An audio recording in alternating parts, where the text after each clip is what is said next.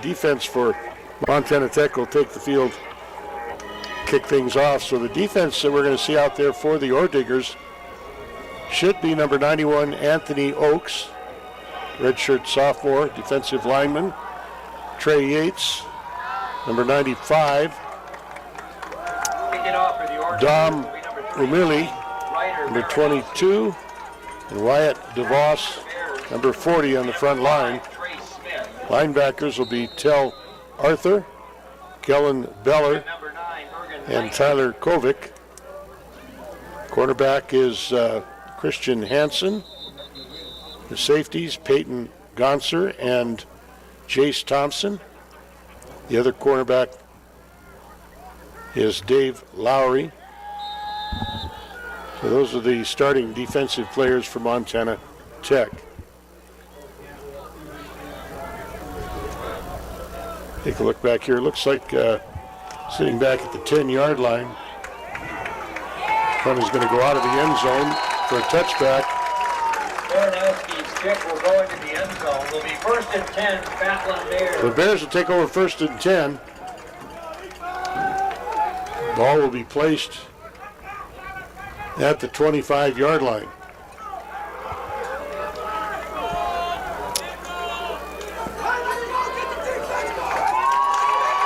So Hoback and his crew come out on the field. Hoback works from the shotgun. 2 wide receivers on his right, 1 on the left.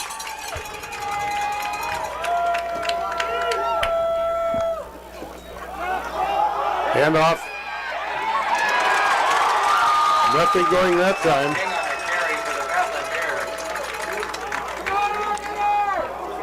On the carry was number 24. Looked like Tyler Kovic in on the stop for the Ore Diggers. Nice job by the Ore Diggers to get out there on the flat and limit to a loss of a yard on the play. It's 2nd and 11. Ball at the 24-yard line.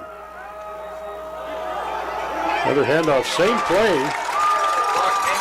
They ran the same play the second time and may have gotten back the yard they lost on the first play.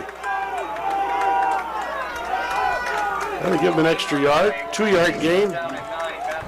Makes 3rd down and 9 yards to go for the first down. Nice crowd down below us here for the Ore Diggers. Letting the team know they're there. No backpack pass.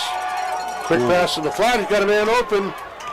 Heading up the field to the 35, 36-yard line. Pass is complete on the far sideline to number 24, Brock Ping. That was a big hit right there by Christian Hansen. He kind of shook himself up a little bit, but Rocky were able to pick up the first down. Yeah, Ping had about 12 yards in front of him when he got the ball. 1st and 10. As looked like the Ore Diggers were in a zone defense. So 1st and 10, Rocky moves the ball upfield and will hand off, this time right side with a big hole off right tackle.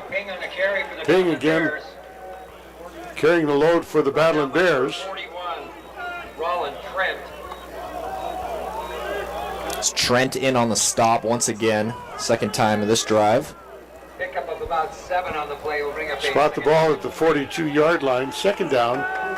A manageable 5 yards to go for the first down. Once again, Hoback from the shotgun. Sends a man in motion. Looks that way. Over the middle. Pass is complete at the 45-yard line of the Ore Diggers. Complete to number 84, Tyler Abbott. Abbott with the reception. Good for a first down. Is Gonser in on the tackle for Tech?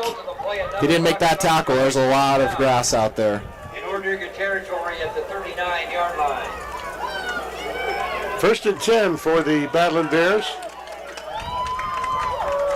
It's a good start to this drive for Rocky. They're not great in terms of time of possession, but they are picking up some first downs.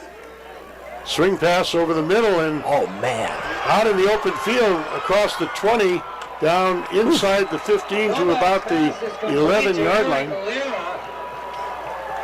He is brought down by number 27, Peyton Gonser.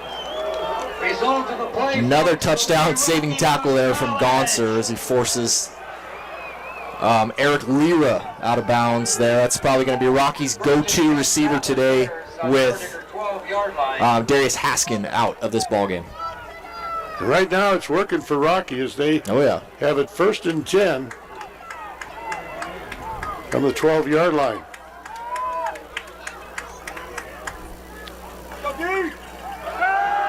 Quick pass over the middle is complete at the 5-yard line. Abbott with the reception. He got nailed right away. Christian Hansen, a couple of big-time hits on this drive for Tech. Bring up a 2nd down and 3, Battling Bears. Rocky can actually get a 1st down without having to score a touchdown. Substitution issues here for the Orediggers.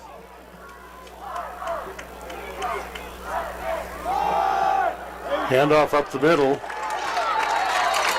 Getting back, I believe, to the line of scrimmage.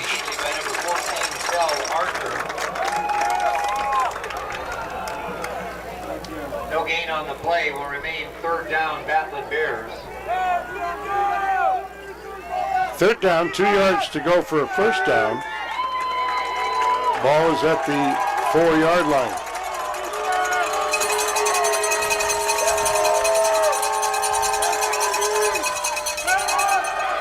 Pass toward the end zone. Incomplete. No flag on the play. A little bit of contact there, but referees let him play through it. Yep, bang bang play. That was Tyler Kovic in on the coverage there.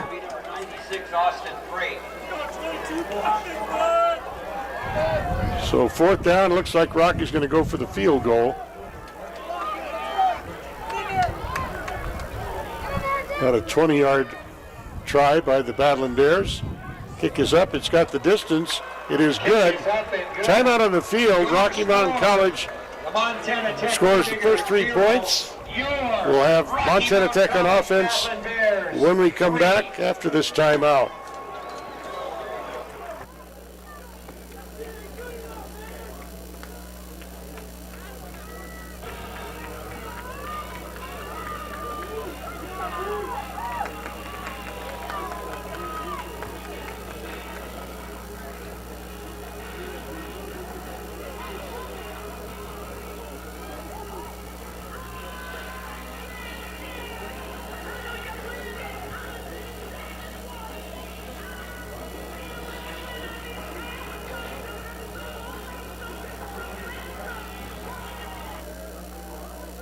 Kicking off for the Battling Bears will be number 79, Jordan Legg.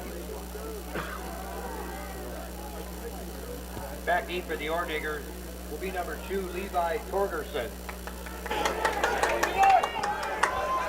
Levi Torgerson will set up back at about the 5-yard line. Receive the kick for Montana Tech. Now we're going to get to see their offense out on the field for the first time. That kick is going to boom into the end zone for a touchback. Legg's kick will go into the end zone. Will be 1st and 10. So they'll come out to the 25-yard line. So a nice offensive drive by the Battling Bears. They did not get the touchdown, though they got into the red zone.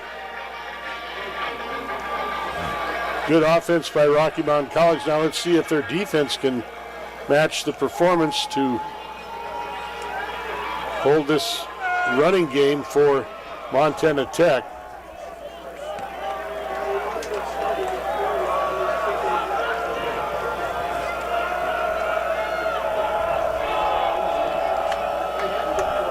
At quarterback, Jarrett Wilson.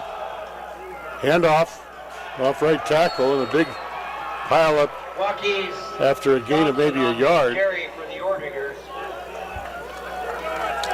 Looked like Mason Browning in on the stop. Pickup of about 2 on the play will bring up a 2nd down and 8. Leading tackler this season for Rocky.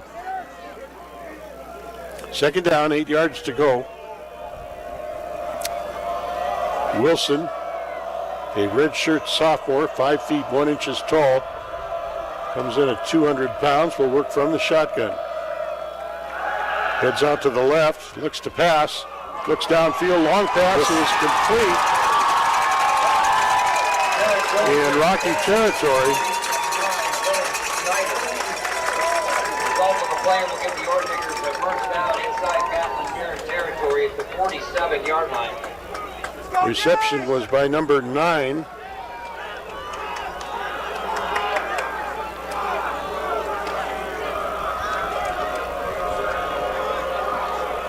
So first and 10 for the Ordiggers. Handoff up the middle. Ball is carried by number 23, Wykece Johnson. Johnson on the carry, gets up to the 40-yard line. Nice gain on first down, brings up a second down, about 3 yards to go for the first down. Result of the play will bring up a... Yeah, and this Tech offense, they can do it to you in any number of ways, as we see Wykece Johnson actually jog off the field. Looks like holding his left hand there. That's one of the nation's top rushers right there. Handoff. Looks like it's going to be a first down.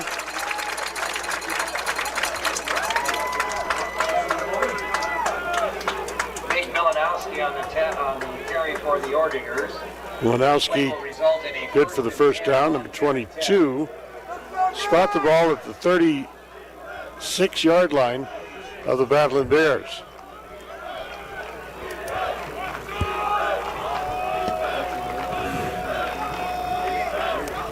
Try the sweep to the right. Ball stopped short of the 31-yard line.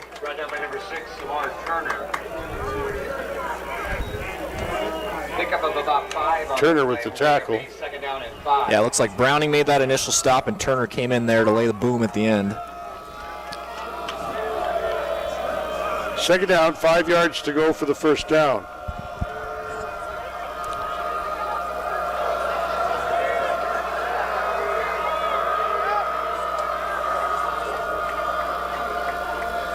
Flipping the formation. Loaded up on the right side. The handoff goes to the right side.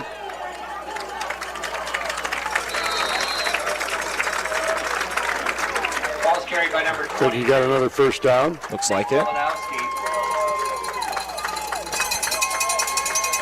The Ordiggers continue to move the ball downfield with a combination of pass plays and run plays.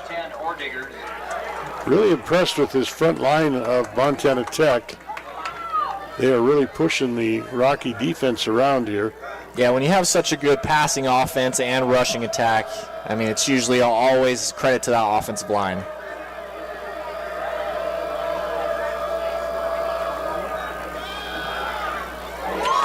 Pass play is complete.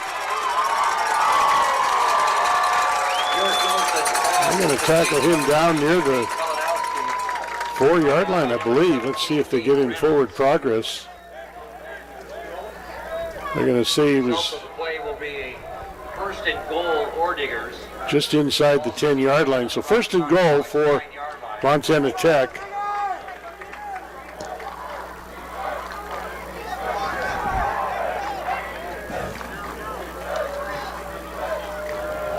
Looks like one of the safeties for Rocky, Sean Tutty, came up with an injury at the end of that play. Still out there, but hobbling around. Handoff goes to the right. Near the end zone, falls in.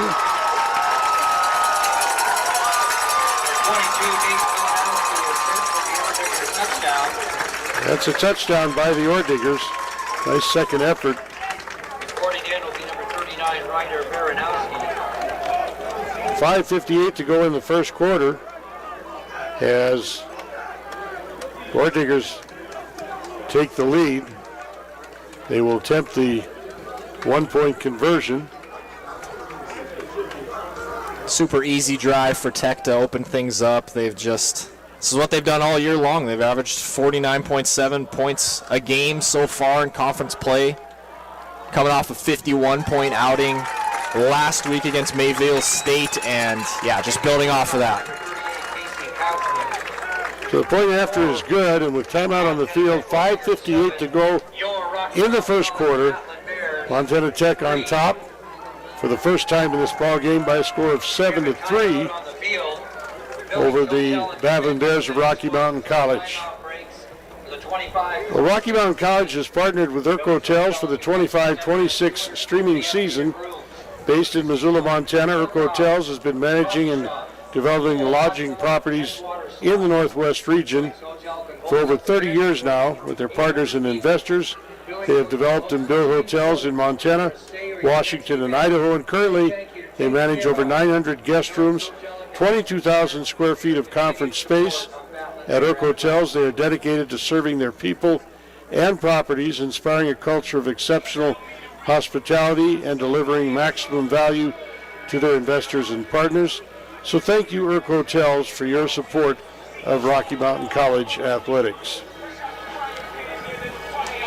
Well, Connor, we have seen a nice balanced attack by Tech. Rocky put some points on the board, but Tech showing why they are the dominant team in the Frontier Conference this season. Really impressed, as I said, with that offensive line of Montana Tech. They pretty much controlled the line of scrimmage in that drive.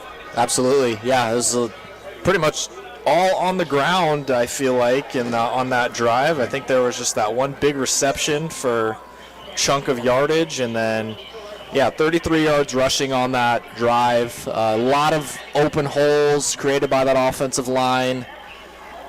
Yeah, this is just what Tech has done to teams all year long. They can do it to you through the air. They've got the most efficient passing offense in the Frontier Conference, one of the best rushing attacks in the NAIA as well. They can do it to you however they want to, basically. All right, the Orediggers will kick off. Back deep for the Battling Bears will be number 5, Trey Smith, and number 9, Bergen Micey. Might need a holder out there.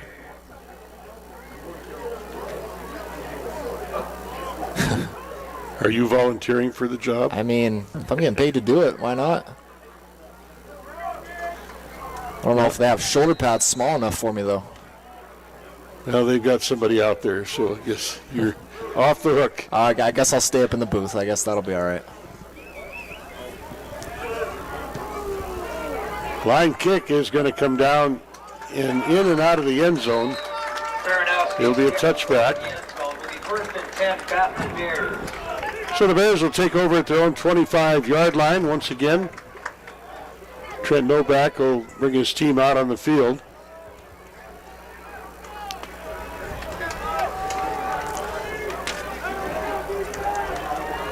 At this point, I think Rocky is going to be, their mode is going to be shootout.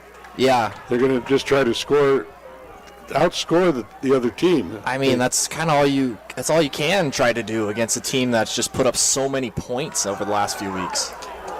Tackled immediately after a gain of about 5. But also conversely, they played earlier this year, as we said pregame. Rocky held Tech to just 7 points in that second half. If they can keep their offense off the field, kind of control possession a little bit more than they normally do in games this year, I think that could also be a possible recipe for success for them. From the shotgun, quick pass over the middle, up in the air, is intercepted. Anytime you see a pass get, now that ball is loose. And I think that Rocky might have gotten back on top of it. You don't see that very often. By number 3, Damon Burns, then fumbled and recovered by the Battling Bears. So you had an interception by Montana Tech, and then you had a fumble, and Rocky able to fall on the ball. You don't see that too often. That's one way to get a fresh set of downs if you're Rocky. Speaking of time of possession. And they got a first down out of it too. Fresh set. Ball right at the 35-yard line.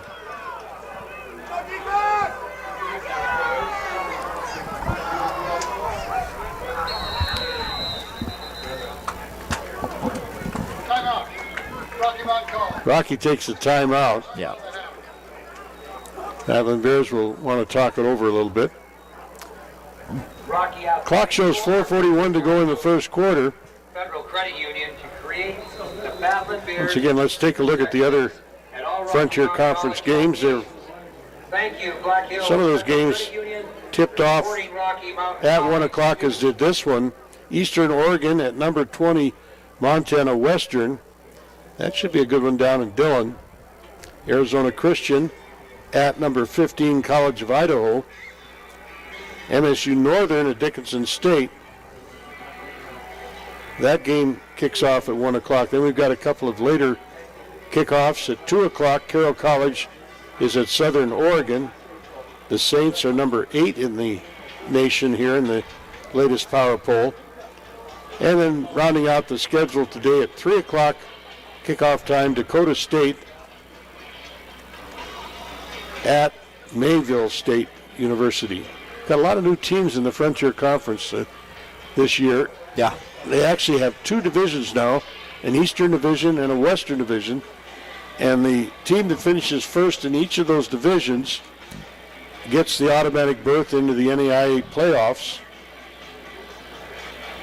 So for Rocky Mountain College, a win here today would kind of put them in the driver's seat for their division of the Frontier Conference, although they do still have to play Carroll College and Western on their schedule yet coming up this season.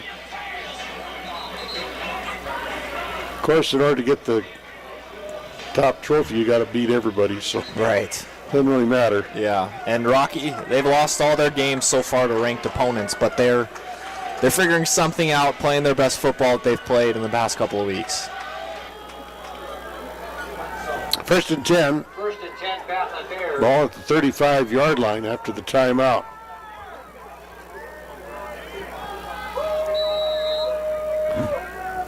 Seven to 3 our score. Tech with the lead, Rocky with the ball. Pass play is complete. Nope, just overthrown. Nobach's pass is incomplete on the near sideline. Nobach had his man To Eric Lira. to Lira out there, Christian Hansen on the cover. but he for the overthrew him. Oilers. That'll bring up second and 10. Ball back at the 35-yard line once again.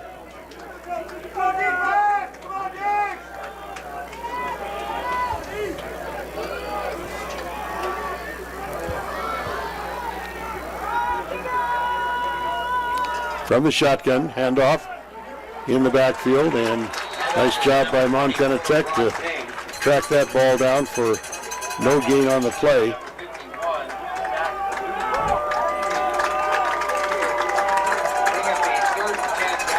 Third and long for the Battling Bears. They need to get the ball up to the 45-yard line or a little bit past it. I don't think they're in 4-down territory. And not quite yet, I don't think.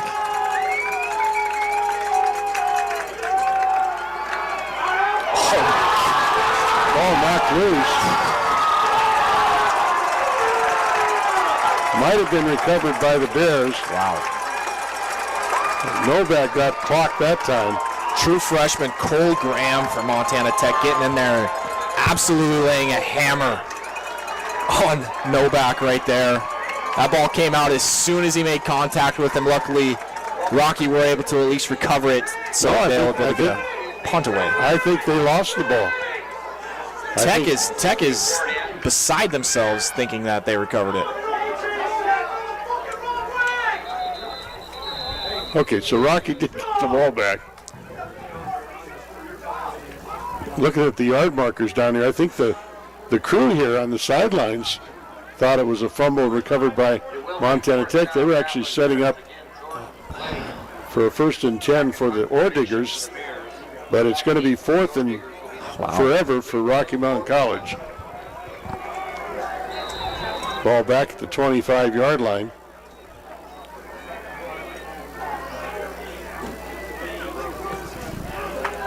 The low kick is going to be taken at the 40-yard line.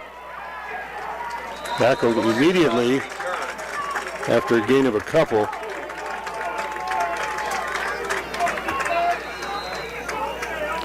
Spot the ball at the 43-yard line. Good field position for the Orediggers after what is a very short kick by the Battling Bears. Pretty eventful drive right there. Had 2 turnovers, almost 3. Fans, don't forget to buy your 50/50 raffle tickets. Proceeds from today's raffle will go to the Rocky Mountain College Student Athlete Advisory Council to enhance the student-athlete experience on campus. Tickets will be sold throughout the first half, with the winner being announced. Curious to see how Rocky comes out defensively. You know, Montana Tech can beat you on the ground, but they can also beat you through the air, and it's just a matter of how many guys you want to play in the box. If you want to play more towards trying to box up the run, but that leaves you susceptible to getting beat deep.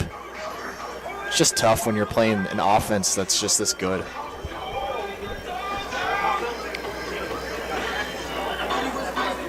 Nice crowd on hand here from Absolutely. Butte. Made the trip up for today's ball game. All the way from Butte, America.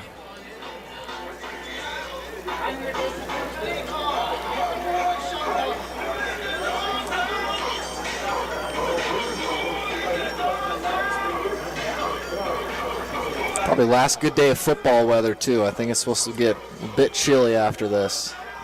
So enjoy I think it's the last 60-degree day that we got this year.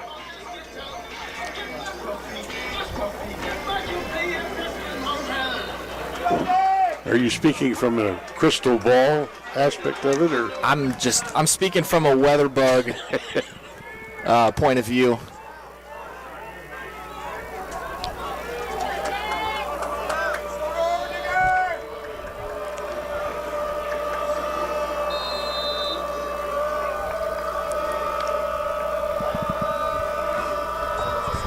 Wilson at quarterback goes handoff off left tackle. Nice gain on the play.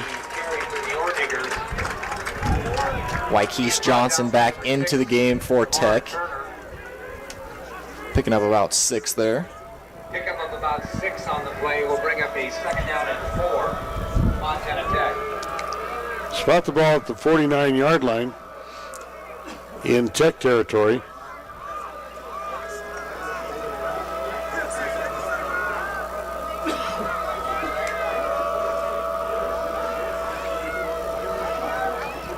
From the shotgun, back to pass. Little swing pass is complete. The ball into Rocky territory. Torgerson on the carry. Brought down at the 35-yard line of Rocky. 1st and 10 in Battling Bear territory at the 35-yard line.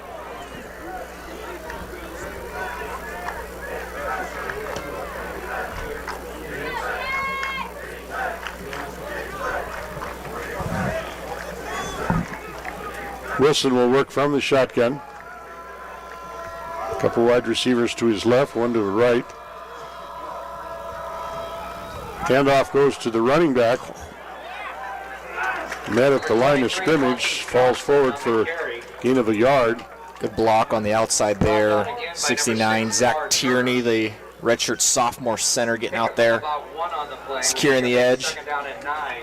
Orediggers. But it was only a 1-yard gain, so maybe it wasn't that great of a block.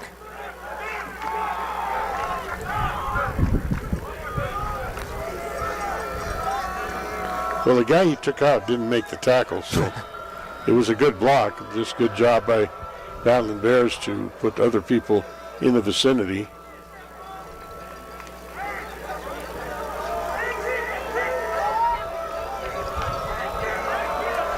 Play changed at the line of scrimmage by Wilson. Now he's going to take a timeout. I think it might have been delay game. Delay game. Offense. Number 8. A little bit of confusion on the offense for the Tech Orediggers. Cost them 5 yards. Make it 2nd down, 15 yards to go for the 1st down. 2nd down and 15. Thought maybe they got a timeout before that, but they elected to take the penalty, save the timeout. And then they take the time. Now they take the timeout.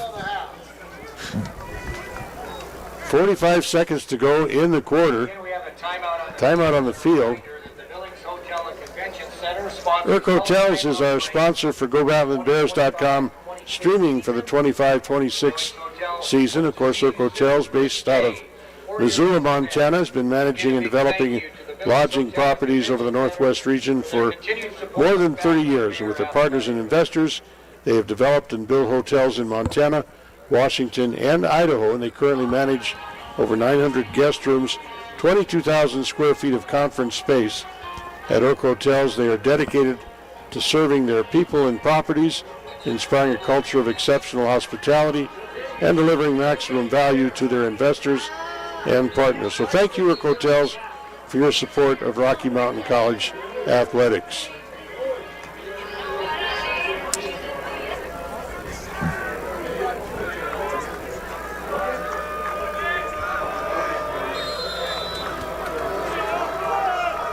So it'll be second down, about 15 yards to go for the first down for the Ore Diggers.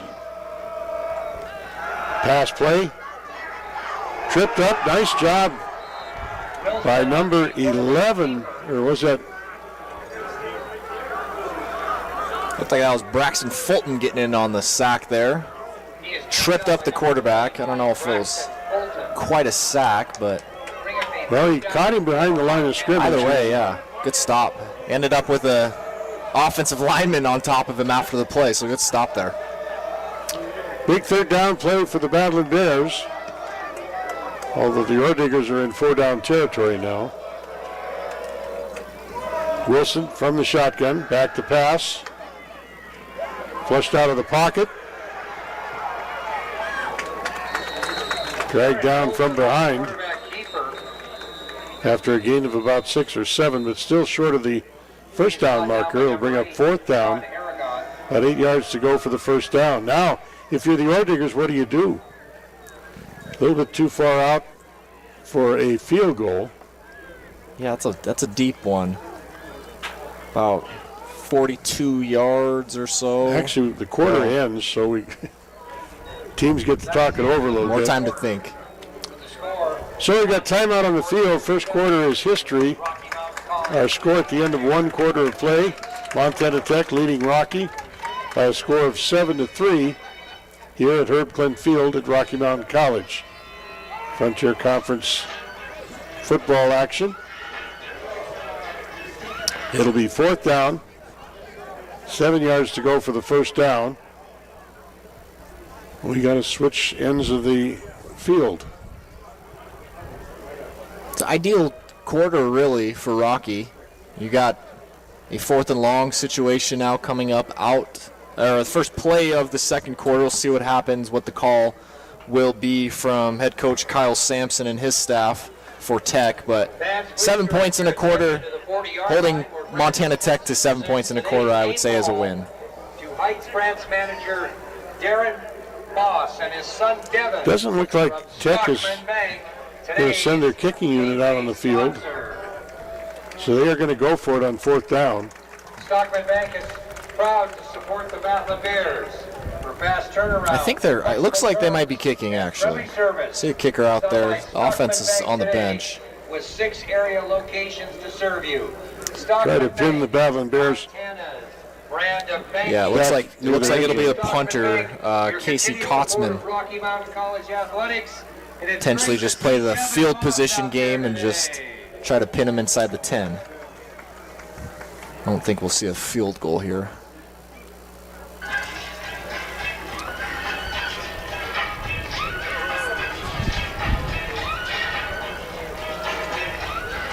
Field goal would be about a 50-yard field goal. Yeah. With the wind, yeah, I just play the field position game. I think the punt's the smart thing here to do. Feels about 4th and 3, maybe 4th and 4. Different story, maybe keep the offense out there.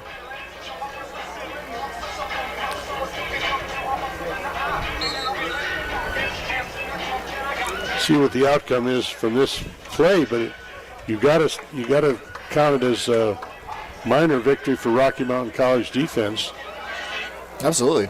As they were able to hold the Ore Diggers. Will be fourth down, Montana Tech. Rocky was actually lining up like they were going to go for it. Now they've got a man back to receive the punt. Kotzman back to kick. Eventually.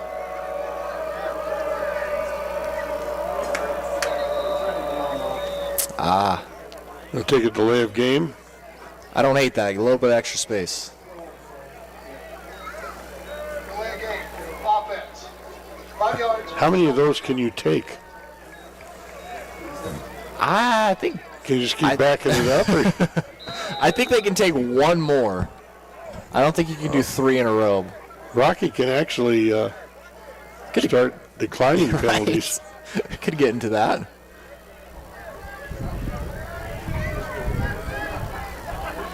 Low kick, low snap. Sent that right into the end zone. He's going to hit. Oh man. Oh, that was a beautiful kick. Yeah, the Ordigers Oh my goodness. should have been able to pin that one down at about the 2-yard line. But The gunner down there, Justin Weber. You got to be ready for that. That was a perfectly placed punt. That stopped right at the 1-yard line. yeah, he was about 2 yards into the end zone. Oh, that was brutal. I mean, you couldn't have placed that punt any better. It had the backspin on it. It bounced twice inside the 2-yard line, and the gunner was not ready for it. That was a mental error there. So we'll have it 1st and 10 for the Battling Bears at the 25-yard line. Handoff up the middle, the ball loose. Ball is handed off to number 42, Tuff Adams. Rolling Trent in on the stop once again for Tech. Adams dribbled that like a basketball. Came right back up to him, so he didn't lose the ball, but not much of a gain on the play. It'll bring up 2nd On the play. We'll bring up a 2nd down and and 9. 9.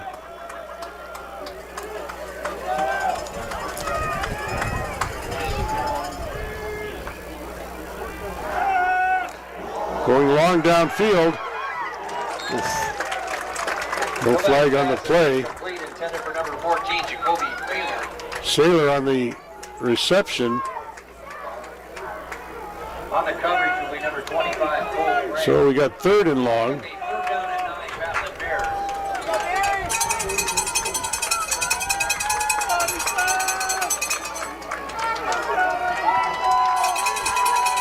Clock shows 14 minutes, 16 seconds to go in the half. Big 3rd down play for the Battling Bears. Pass over the middle, overthrown. Nobach's pass is incomplete. Nobach had his man open, Did. just overshot him. Looking for failure once again. So it brings up 4th and long. And Rocky's going to send their punting unit out on the field. Got to figure out a way to establish the run. If you're the Battling Bears, they've been stuck in a lot of these 2nd and long, 3rd and long situations. That's how your offense gets off the field really quick.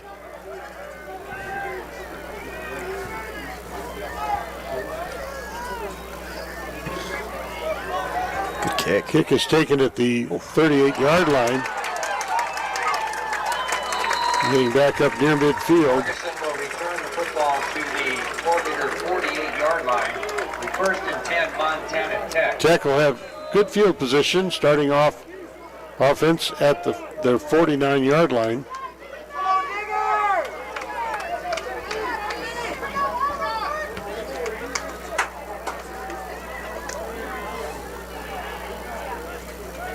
Rocky Athletics has partnered with Stockman Bank to create. Another reason you got to establish the run if you're Rocky, you put your defense in a bad spot here when you have to punt 3 and out.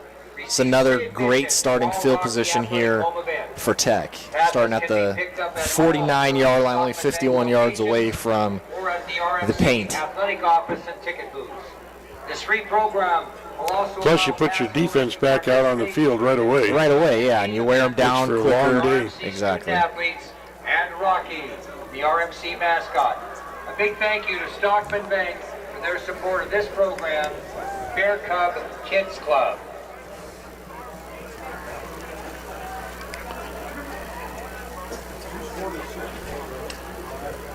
Once again, our quarterback out there for Montana Tech should be Jarrett Wilson. Folks, how about a little hand of appreciation for our... He's having a great year this year. He's got 18 touchdowns, 1 interception all year long. Again, they've got the most efficient passing offense in the Frontier Conference. Yeah, having a good year, 5'11".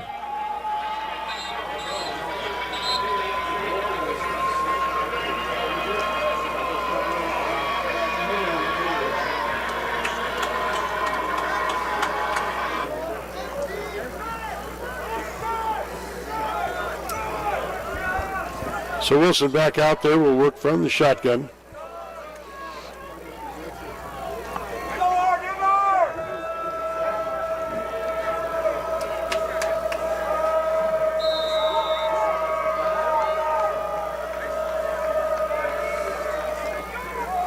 Back to pass. Got a couple guys deep. Pass was catchable, but ball's incomplete. Bring up a 2nd and 10. Looks like it'll be the sophomore Trey Smith that gets called for the pass interference there. Doesn't like the call, but there's a lot of hand fighting, a lot of holding of the arms there. Oh. A pass interference, number 5 of the defense. Holding, number 66 of the offense. Penalty's going to offset. So we'll start all over again. Yep. It's a break for Rocky Mountain College because the pass interference would have given Montana Tech an automatic first down and yardage into Rocky territory, but as it is, they have it 1st and 10, starting out back at the 49-yard line of Tech.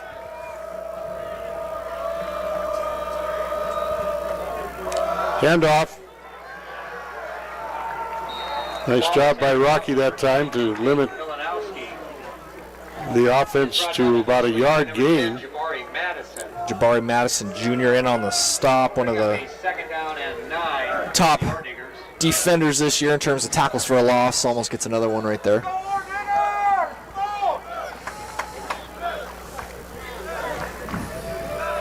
Second down, 8 yards to go. Ball at the 49-yard line of Rocky.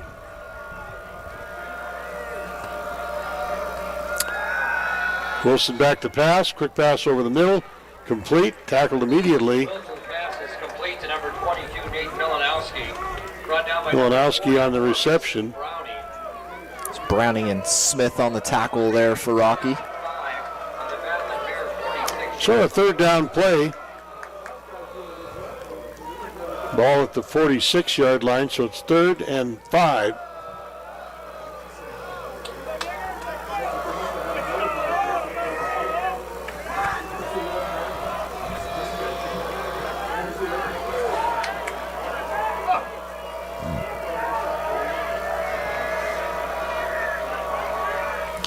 Pass play.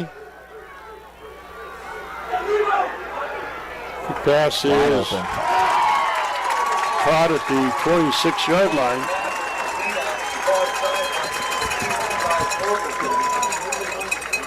Torgerson on the reception. Great play there by quarterback Jarrett Wilson for Tech.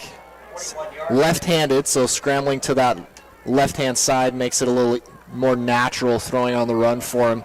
Found one of his favorite targets in Levi Torgerson downfield, and now almost into the red zone goes Montana Tech. Ball at the 21-yard line. Sweep to the right. No, it's pass play. Complete at about the 12-yard line. Wilson's pass is complete to number 9, Dylan Snyder.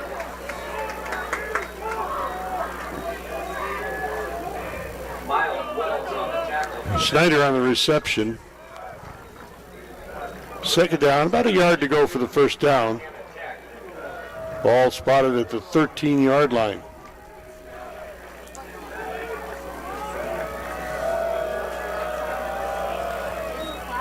Handoff, left tackle. Met right at the line of scrimmage and pushed back. Milanowski on the carry. Good hit there by Samar Turner. Bring up a One of those young safeties, one of the redshirt freshmen back there, making a big hit. 3rd down, 2 yards to go for the first down.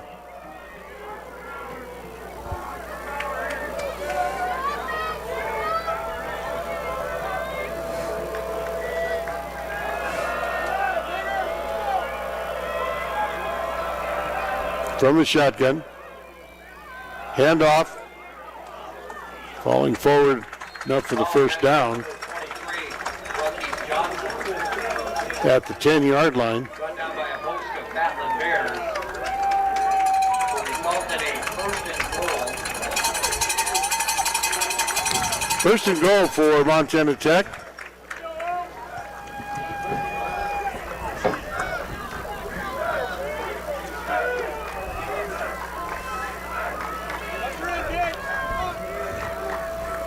Wilson will work from the shotgun. Pitch. Hits to the right side on the sweep. Steps up inside and into the end zone for a touchdown. Torgerson on the carry.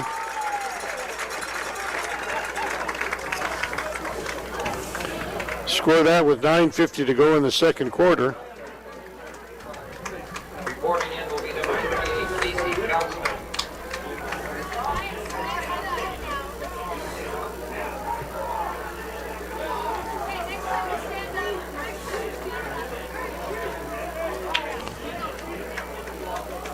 Tech will attempt a 1-point conversion.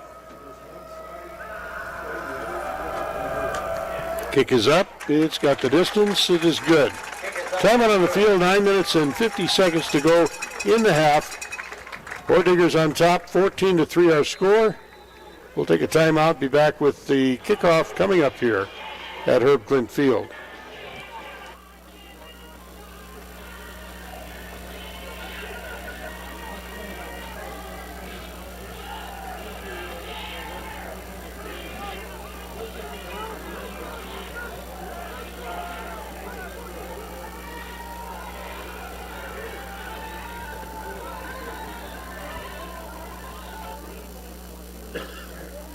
Ladies and gentlemen, a reminder to keep the game day spirit going at Just One More Bar and Casino, your neighborhood sports bar for fans like all of us. Billings' favorite spot for football fans is Just One More Bar and Casino. Stop by for the pregame and come back for the after-game party. Just One More has you covered.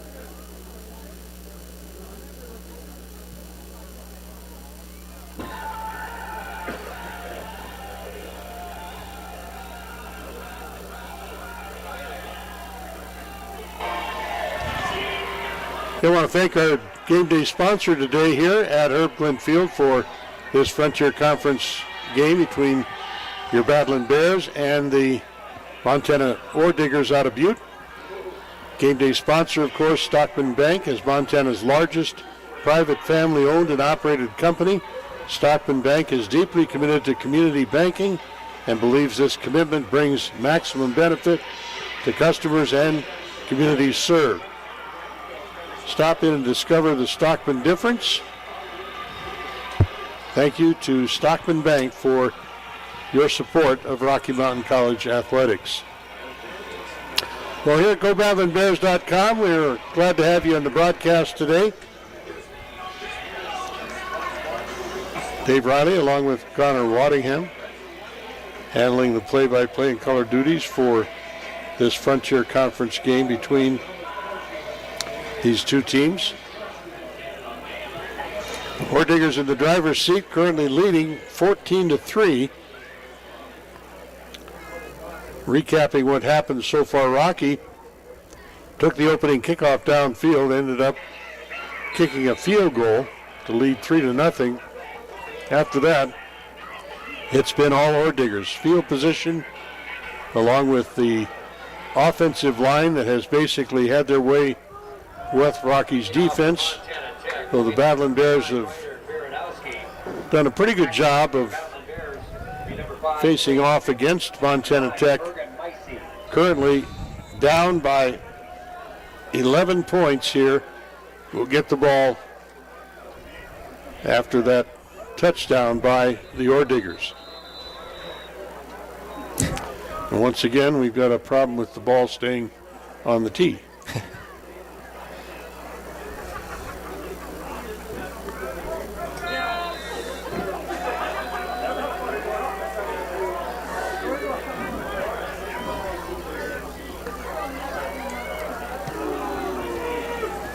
Kick is going to be taken at the 2-yard line. This time, Rocky brings it out on the field. And getting up near the 28-yard line. So the Battling Bears will take over 1st and 10. He is brought down by number 20, Christian Vetter. The 1st and 10. 1st and 10 for Rocky Mountain College. Placed on their 27-yard line.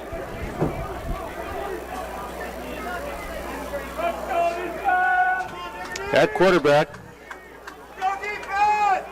sophomore Trent Nobach will work from the shotgun. 3 wide receivers on his right. Sends a man in motion toward the left. Quick pass over the middle is complete. And pushed out of bounds. Complete on the near sideline to number 84, Tyler Abbott. Abbott on the reception. Knocked out of bounds by number 27. Good for a first down. Nice play from scrimmage. Rocky Mountain College. First and 10 for Rocky Mountain College. First down since that opening drive, too, so that's a step in the right direction for this offense.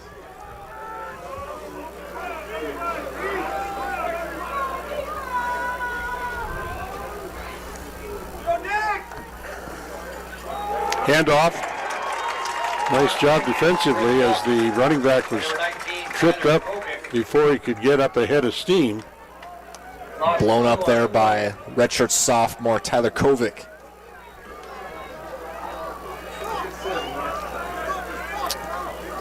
Loss of a couple of yards. It'll be 2nd and 12 from the 37-yard line. The running game for Rocky, not existent today so far. Yeah, Ping coming off an 11-rush, 104-yard day, 6 rushes, 5 yards in this one so far. Nobach puts that one into the, almost into the Ordigger fans.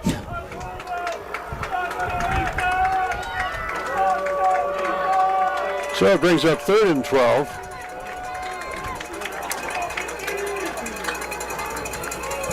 That was the fact that Tech just did not allow any of the wide receivers to get free downfield. Nobach had nobody to pass to. Got zone defense out there for Tech. That pass overthrown. It's the right read, just a little long on the throw. Lira was the intended receiver, bring up 4th down. So after getting a first down, the Bears go 4 and out. Just no sense of a run game so far. Tech has just bottled them up in that department. Back deep for the Orediggers will be number 2, Levi Torgerson.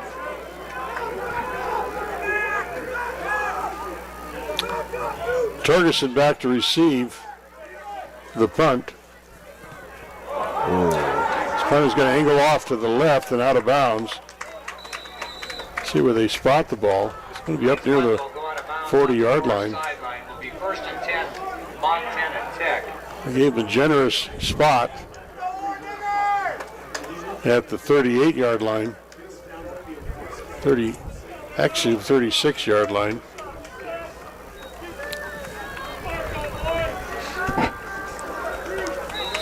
Gave him a really good angle on that one. Yeah. It looked like it went out of bounds in line with about the 42-yard line. Yeah, I think he was generous with the spot for sure. Handoff goes to the running back off the right side. He's up in open field running. One man to beat, then he's going to be tackled up near the 40-yard line.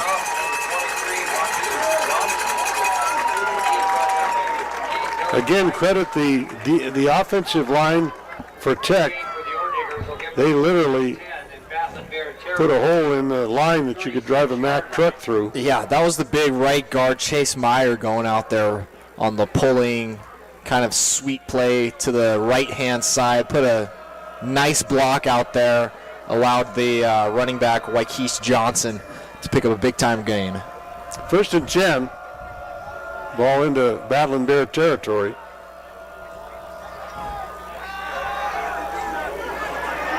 Good tackle. Nice defensive play that time by the Battling Bears. Carried by number 2, Levi Torgerson. He is brought down for a loss by number 17. Torgerson Reynolds. wrestled down from behind. It's Cade Reynolds in there on the stop. Was not fooled by that jet sweep play. Play will bring up a 2nd down and 16 or diggers on the Battling. Loss of 6 on the play. Ball spotted back outside the 40-yard line.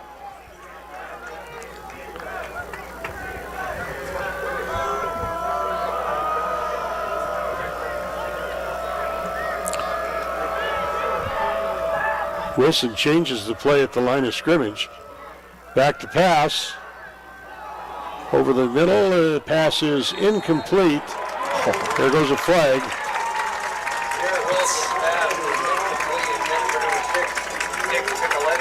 Trey Smith does not like the call. Pass interference. Number 15. No. It's a 15-yard penalty. Automatic first down.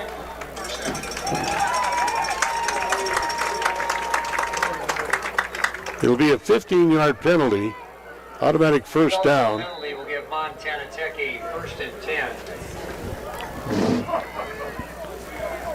They're going to spot the ball at the 26-yard line.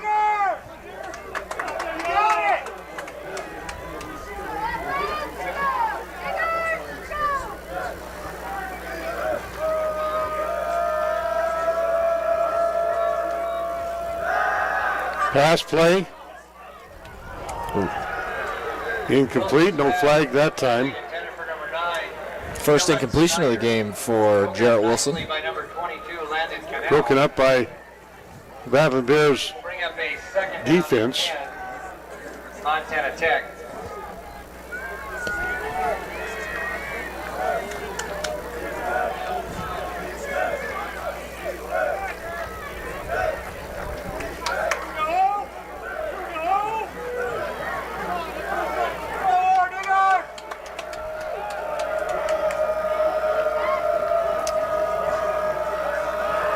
Second and 10.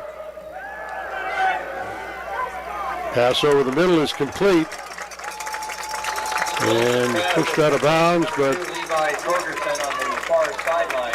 I think he's a bit short of the first down. Maybe a yard short. Play will bring up a 3rd down and 3, Montana Tech. They say 3 yards short of the first down. 3rd and 3.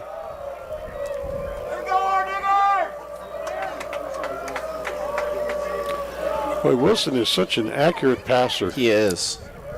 That he is. Just seems to make the right decision every time, isn't forcing anything. You can see it in his stats over the year.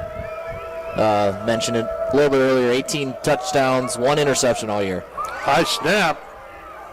Wilson is going to have to try to make something out of nothing. Gets bottled up.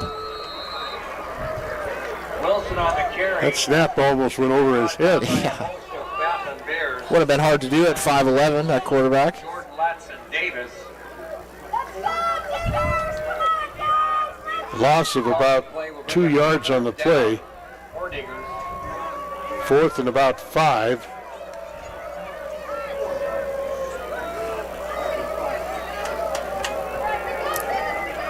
Get more receivers on the field here for Tech. Probably spread shotgun formation here, it looks like. And Rocky will call timeout and think about it. Timeout. Rocky out. Rocky takes the timeout. They want to get their ducks in a row. A big 4th down play here. 5 minutes to go in the half. A 14-3 lead for the Orediggers. St. Vincent, Intermountain Health, Stockman Bank, Pepsi. It'll be 4th down, 4 yards, 4th and 5. Hotels, They added another yard onto the scoreboard. Western Security Bank. Must have been listening to the Billings broadcaster. Convention Center. Buffalo Wild Wings. Got the kicker warming up over here just in case. Agency and Montana Tobacco Coach Prevention. Sampson changes his mind. Bank, Synergy Release, LLC. I feel like this is the perfect spot to go for it on fourth, though, when you're up by 11. Your defense has been getting it done all game long. Fiber and Staples 360 Business Solutions. Again, a big thank you.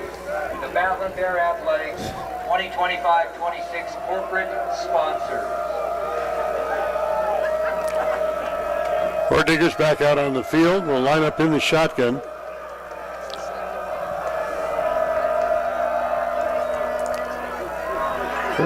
Once again, he's flushed out of the pocket. Pass is incomplete. I think he caught it. Did he catch it? Yeah, they're spotting the ball where he caught it. Looked like he caught it between his legs. He's brought down by number 1, Jonathan Going. Result of the play will give the Orediggers a first down. This is one of those ones where you wish you had a replay. Right. Adjustment to the throwing ball as you watch it right here. You see the one Tech receiver's like, that's way behind me, but Torgerson's right behind him, able to come down with that one, and another first down for this Oredigger offense. As on fourth down, the Orediggers able to come up with a big play. Yeah, I thought it was going to Milanowski, and by 10 yards rather. Here's a first down carry to the 5-yard line. So gain of 5, second and goal from the 5 as Wykece Johnson takes it down. Yeah, just picking his way up inside. Those offensive linemen just getting pieces of blockers on defense for Rocky. And Wykece Johnson picks his way down almost to the 5-yard line. We'll bring up second goal, Montana Tech. Beautiful day here in Billings. Just a little bit of wind. Otherwise, A lot of sunshine, Bobby. it's pretty nice for November 1st here in Billings. Second and goal from the 5. He'll stay on the ground. Johnson, and he is brought down. I'm going to mark him at the 2-yard line, so this will set up third and goal. Yeah, this Tech run game, they get inside the 10-yard line. They want to bring in a bunch of heavier set guys as you watch them follow the block of Taryn Grooms, running back, big running back out of Sheridan, Wyoming. And, of course, they got Derek Pearson there. And their other tight end, double tight end set with Tyson Hunt. Big, heavy set right here, but Wilson always dangerous with his feet. Third and goal from the 2. Empty backfield now for Wilson. And Wilson, this is a carry all the way, touchdown Montana Tech. Yeah, just almost like I called the play myself. Is they had the heavy set motion. Torgerson, a lot of respect for Torgerson out of the backfield right there. Goes over to the edge. And Jarrett Wilson just takes it with a quarterback run right there. Gets north and south real quick. Maybe not have the top end speed of some other athletes, but so effective with the decision making right there. Just rushes it in. Looked very, very easy and well blocked up front as the Orediggers zoom in front of this one pending the extra point. Good job by that offensive line. Absolutely. Opening up those holes, and as you said, Bobby, Wilson made it look easy. Up over the left side for the third touchdown of the afternoon for Montana Tech. Kautzman on for the extra point. Ball is down and kick is up and through. So with 3:07 to play here in the first half, Montana Tech extends the lead to 21-3. This is a game that really flipped on a dime. Rocky took the opening drive, went down, kicked the field goal to take the early 3-0 lead. But since then, Montana Tech has dominated. 3 long drives, 3 touchdowns, and now playing like the number 5 ranked team in the country as they've opened up this 21-3 lead. Yeah, the defense is doing just enough up front to throw Nobach off timing-wise, but then their offense so efficient.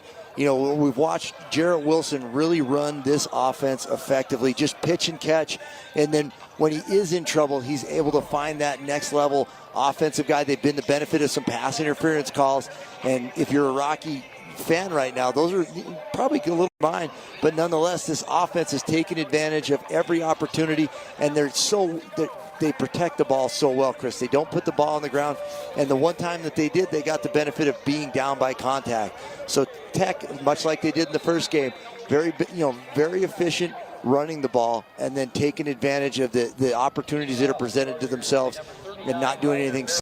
Well, the Orediggers have been in the red zone 38 times going into this game. They've scored at 34 of those possessions, 27 of them resulting in touchdowns, and they get another touchdown here.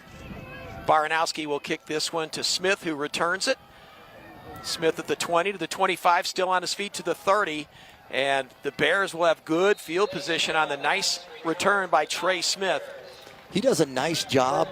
And, you know, a lot of times Ryder Baranowski's not going to allow you the opportunity to return the ball. He's kicked so many through the end zone, but into this win, Smith does a nice job, fielding that. And then he's not going 100 miles an hour and he can't change direction. He's under control, going at a good gait. And then as things open up for him, he just absolutely bursts through that hole and sets up Rocky Mountain College over the 35-yard line as they open up here in the second quarter of this one.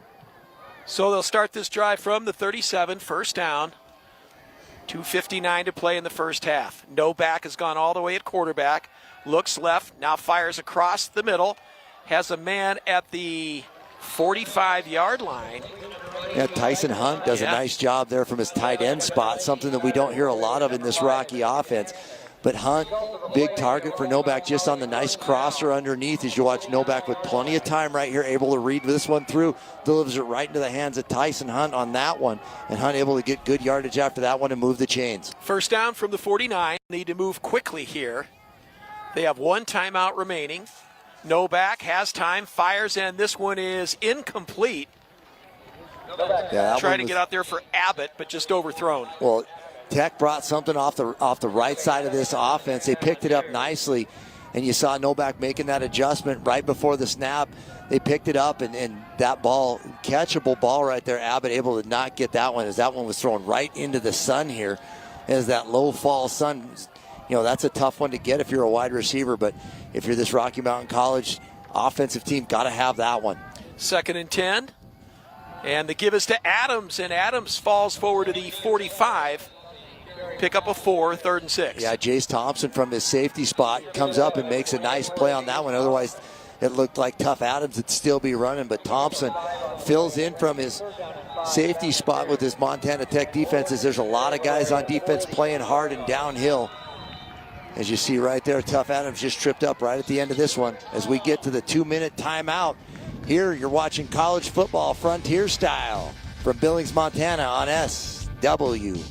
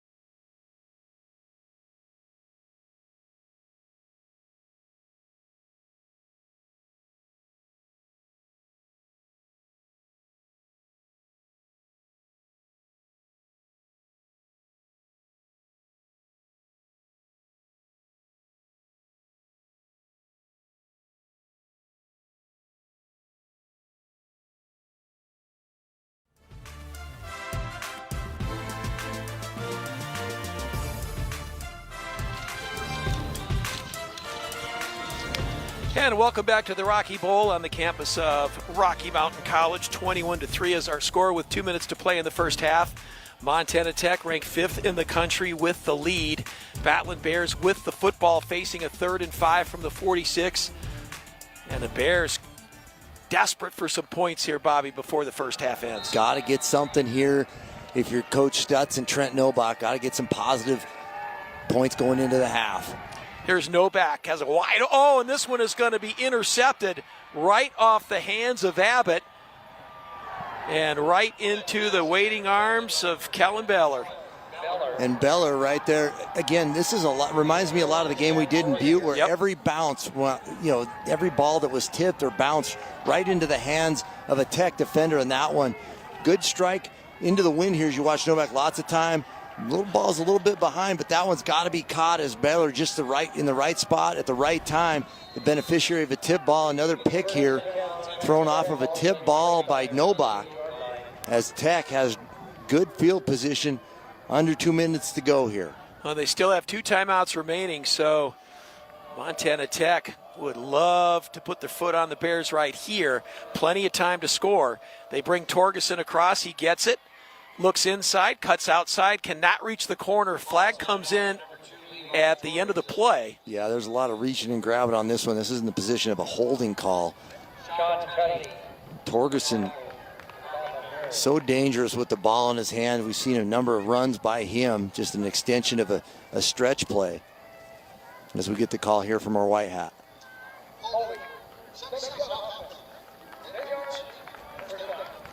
So Michael Perry, the offender on that one. We'll back him up 10 to the 38. Clock's going to start. That's what Rocky needs right there, is to get into the half now. We talked about when they had the ball, trying to get into the end zone, just trying to get out of the half here. Trying to play a little bit more pass-savvy defense here if you're the Battling Bears. Ball's at the 28, first down and 20. And they will stay on the ground. Milanowski wrapped up and taken down. Not much there. Mason Browning in on the stop for Rocky. Yeah, Rocky's backers, we talked about their experience earlier in the half here. And Browning, nice young man. Last couple weeks, it's funny, as you and I travel the frontier, we get to know some of these players. And I wear a pair of shoes every week to do a broadcast, and they mean a lot because they've been customized by a young lady here in town who was with the Boys and Girls Club. And he and I got to talking about it last week, and today he came up and said, and he just says, hey, looks like wearing those shoes again. Hopefully they pay off this week for us too. So, it's great to have relationships with these young guys. And Mason Browning, fine young man, playing good football for Rocky Mountain College, is right there. Trey Smith in on the stop there. Well, Wilson was lucky he fell on it because Exactly. Smith had a chance to recover the fumble, but that's going to all the way up to the 20-yard line. And now it's third down and under 30 seconds to play here. Montana Tech more than glad to run the clock out and going to the locker room ahead 21-3. Yeah, Trey Smith's a little bit frustrated with some of the calls he's been going against that time. Triggers so fast from that defensive corner spot right there. He sees the ball on the ground. He knows what to do, and he's the right guy to do it. He's quick to trigger and drive this Montana Tech offense back even deeper as we take this one into halftime, Chris. So that'll bring us to the end of the first half. Rocky Mountain College opened the game on a field goal to lead, and then 21 unanswered for Montana Tech. And Montana Tech, Bobby, they are a legit number 5. And we'll just leave it at that for now as we've come to the end of the first half. Stay with us. Our halftime show is next on SWX.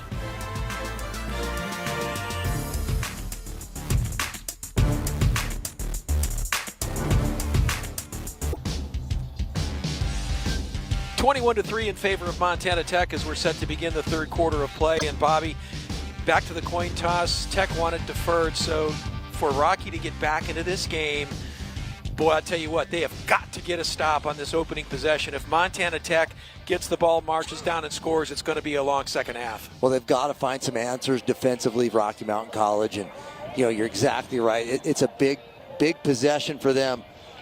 Defensively, just to see if they can find some answers to the very multiple things that Tech's been able to do today. Quickly, a couple of scores for us, Bobby. I know you've been tracking that. Bring us up to speed here. Yeah, we talk about, Carroll hasn't started down in Southern Oregon, but Western having their way with Eastern Oregon, over in Dillon. They were up 35-0 at the half, and College of Idaho is having the same kind of success down in Idaho at home versus Arizona Christian. They were up 21-7 in the third, so things are kind of playing out as expected. Carroll hasn't started yet down in Arizona, or down in California yet, so we'll have to see how this one plays out as the Frontier Conference is kind of going as expected. All right, Leg gets a foot into it, drives Torgerson all the way into the back of the end zone. Montana Tech will get the football here to begin quarter number 3 in a 21-3 game. So, Coach, if you're Rocky Mountain College, what are we doing different in the second half? Well, that's a great question.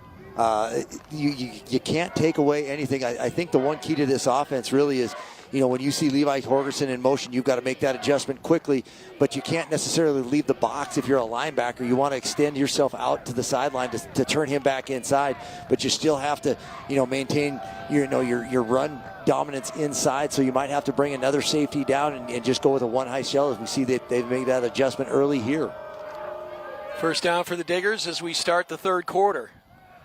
Wykece Johnson spins out of one tackle, but then wrapped up and taken down, and not much there. Good job defensively out on the outside is Landon Cannell. Yeah, right there. You see Sean Tutty was sitting right there from a safety spot. He kind of plays that hybrid outside backer safety position. He's in coverage quite a bit more than he was early in the season, but Tutty right there. Wykece Johnson comes downhill, spins away from Tutty, but there's another Rocky defender right there. So, trying to bring more people to the point of attack and ensure the tackle and force this Tech offense into some long yardage situations. Gain of 2, 2nd and 8 from the 28. Opening drive, third quarter. Bears show pressure off the edge. They run it up inside to Johnson, and Johnson is going to be right at the first down marker. They might mark him about a half-yard short. Yeah, right there. You saw Samar Turner come in and finish at the end, but Wykece Johnson does a great job of not necessarily taking on the whole man defensively. He bounces off a lot of tackles right there, as we see Cade Reynolds in our shot right there. The linebackers at Rocky have to play big this second half and ensure that, that they are tackling soundly, bringing down Wykece Johnson and Nate Milanowski in the run game. Just short of the first down, 3rd and 1 from the 34. And, nice play to Torgerson on the outside, who's got a first down and a whole lot more. Tripped up by Goins. And Goins a little late to the party on that one, as Torgerson so quick just getting into the flat and getting the first down right there. But there was so much action in the backfield that held everybody's eyes. Goins got trapped right back there with the same eye candy right there. Just so much going on. Wilson, always dangerous with his feet, had a couple of options, and he gets it to his trusted buddy over there, and Levi Torgerson. And Torgerson able to get another set of downs for these Orediggers. First down gain to the 43 for Montana Tech. And they bring Torgerson across. Now they hand it off inside, and that time, the Bears read that one perfectly. Big old scrum going on along the line of scrimmage. Well, those big defensive tackles for Rocky Mountain College, Dakota Sage and John Aragon inside, doing a good job getting on the other side of the line of scrimmage, forcing Wykece Johnson to start bouncing around and looking for holes and allowing those Rocky Mountain College defenders to get in there and make sure that he doesn't get any more, as they only pick up 2 on first down. Able to move that pile forward to get a couple on the plus side, so 2nd and 8 from the 45. Montana Tech using clock here in the third quarter with a big lead. Wilson will play action and now fires out to his check down man. That's Torgerson. And Torgerson in a battle over there with Sean Tutty. Tutty runs him out of bounds, but not before Torgerson is right at the first down marker at the 47 in Rocky territory, and it's enough for the first down. You see the left-handed quarterback, Wilson, the play action holds everybody. Rocky did a great job on the play side of that one, on the left-handed side of the offense there. Levi Torgerson, a guy that you don't want to leave open, was standing all by himself, and Tutty able to take a good angle by that one and not make the big play out of it. Although they do get the first down, Tutty forces him out of bounds, but not before the Orediggers get a new set of downs here on Rocky territory. Charlie Kurgan in the backfield, and Johnson, left side, still on his feet, pulled down at the 40-yard line. That's a gain of 7, 2nd and 3. Boy, the run blocking for Montana Tech has been outstanding. They ran downhill on the left side of that one. Charlie Kurgan didn't have to initiate contact until about 5 yards down the field. Nobody touched Wykece Johnson until right about 6 yards. Brings up 2nd and 3 here as Montana Tech able to get 7 on first down. Yeah, and that's just been a big story today, is Montana Tech so good on first down, getting positive yards, and this makes it easy for the offense when you're set up at 2nd and 3 from the 40 on this opening drive here in the third quarter. They've already used up 4 minutes here in the third. Johnson, I think, just kind of tripped and fell right at the 40, so no gain on the play, and set up 3rd and 3. We used to call that all shake, no bake, as it's tough sledding in the interior. If you're just running straight downhill on this rocky defensive line, it's tough sledding with those two big defensive tackles.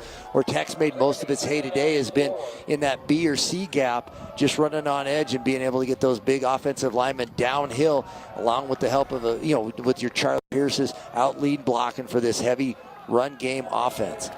Milanowski now in the backfield for Wilson on third down. Ball marked at the 39. Wilson play action, fires into double coverage, incomplete. Now a late flag comes in. Yeah, Ball was intended for Dylan for Dylan Snyder, rather. Yeah, I think they're going to get Landon Quisnell, number 22, for Rocky, as that ball was thrown behind him, and Quisnell was actually in a better position on that one. Yeah, he throws his hands up as if... Boy, that... Well, the wind's taking control of the White Hats' mic today, but regardless of who it was on a Rocky. Specifics on that one. They're going to call it a spot foul, and it looks like they're going to move the chains here. That's tough, Bobby, because that would have been... Would have set up 4th and 4 for Montana Tech, but instead it's a fresh set of downs, first down. The ball sitting right at the 36-yard line. Coach Sampson over there helping them. Yeah, Mark.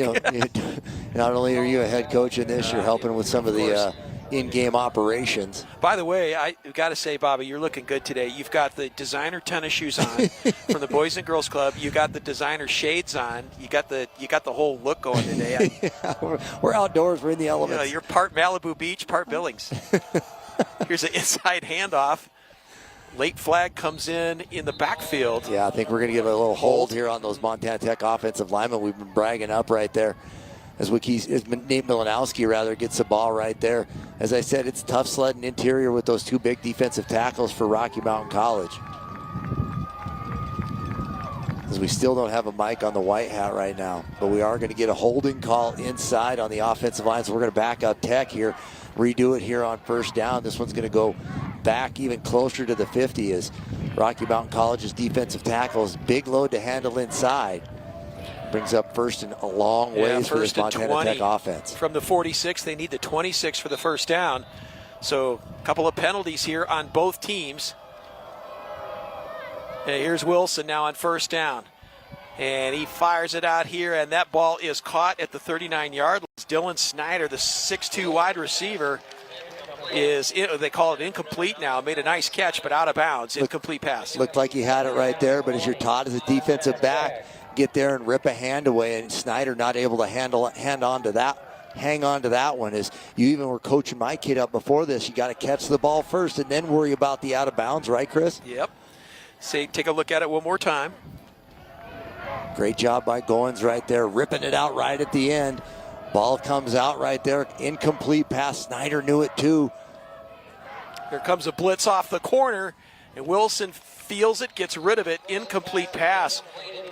Great pressure by A.Q. Peterdahl.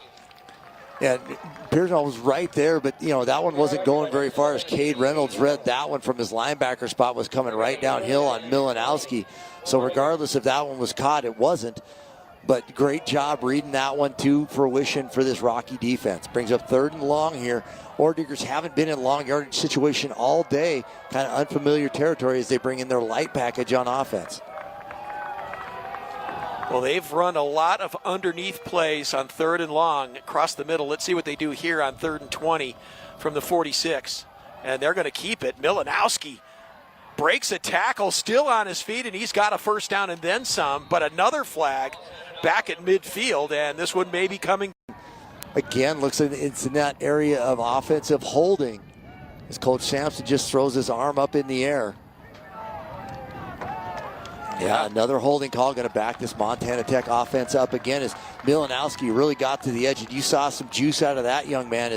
He had the first down yardage on that play, but that one's coming back on another holding call as this Montana Tech offense comes out and kind of stubs its toe multiple times, backing themselves up across the 50-yard line. Now looking at 3rd and 30. But the big key to this drive to start the third quarter, Bobby, they have already used 5 minutes of the third quarter, approaching 6. Yeah, and the penalties have killed them on this drive. More penalties on this drive than they had in the first half. This time they'll just stay on the ground, and Johnson falls forward to about the 47, so they'll give him 3. It'll be 4th down, and the Orediggers will kick it away. Well, if you're Rocky Mountain College, getting a little bit of help, but nonetheless, you come out with the desired result right there is your defense holds, bends a little bit, but then the multiple holding calls really stalls this drive for the Orediggers. So Rocky Mountain College with the wind at their back. Okay, if you're the offense, if you're the punter here, Kautzman has the wind in his face and kicking it back to the dangerous return man, Trey Smith, for the Battling Bears. Smith standing at his 10-yard line. Clock under 9 minutes here in the third. Diggers used up a lot of time in that opening drive. End over end kick. Smith bobbles it, loses it, still on the ground, and Montana Tech falls on it at the 18-yard line as Trey Smith will cough it up. Well, I'll tell you what, you and I talked about this off camera, but Montana Tech in the game in Butte was really the beneficiary of almost every bounce. There were balls that hit Rocky wide receivers, they'd bounce into a Tech defender's hands. We had that happen in the first quarter here, and right there, Trey Smith charging up on the short punt right there by Kautzman, bobbles that one, comes back, finds it, kicks the ball. Only Tech player on the field falls on it. Yeah, that was Justin Weber who falls on it. So a huge turnover for Rocky. I mean, we were watching 3 Battling Bears trying to find that ball, and Weber just falls down and falls on top of it. Here's Wilson. Now fires got a man all alone in the end zone. Touchdown, Nick Michelotti. Michelotti was 15 yards separated by any Rocky defender on a beautiful play fake, and Wilson dials it up and hits him in the end zone for the touchdown. Yeah, the quick change right there caught Rocky Mountain College kind of licking its wounds, and Michelotti, the big receiver from Helena, Montana, his dad knows a little bit about football, played at Carroll, and then now is the director of the Montana High School Association. His son right there is wide open. There was nobody around him able to make the play, and Tech, after the big turnover, comes away with 7. Yeah, Kautzman on for the extra point. It's up and through. So with 8:24 to play in the third, Montana Tech extends their lead on the Jarrett Wilson to Nick Michelotti touchdown. 28-3 our score here in the third.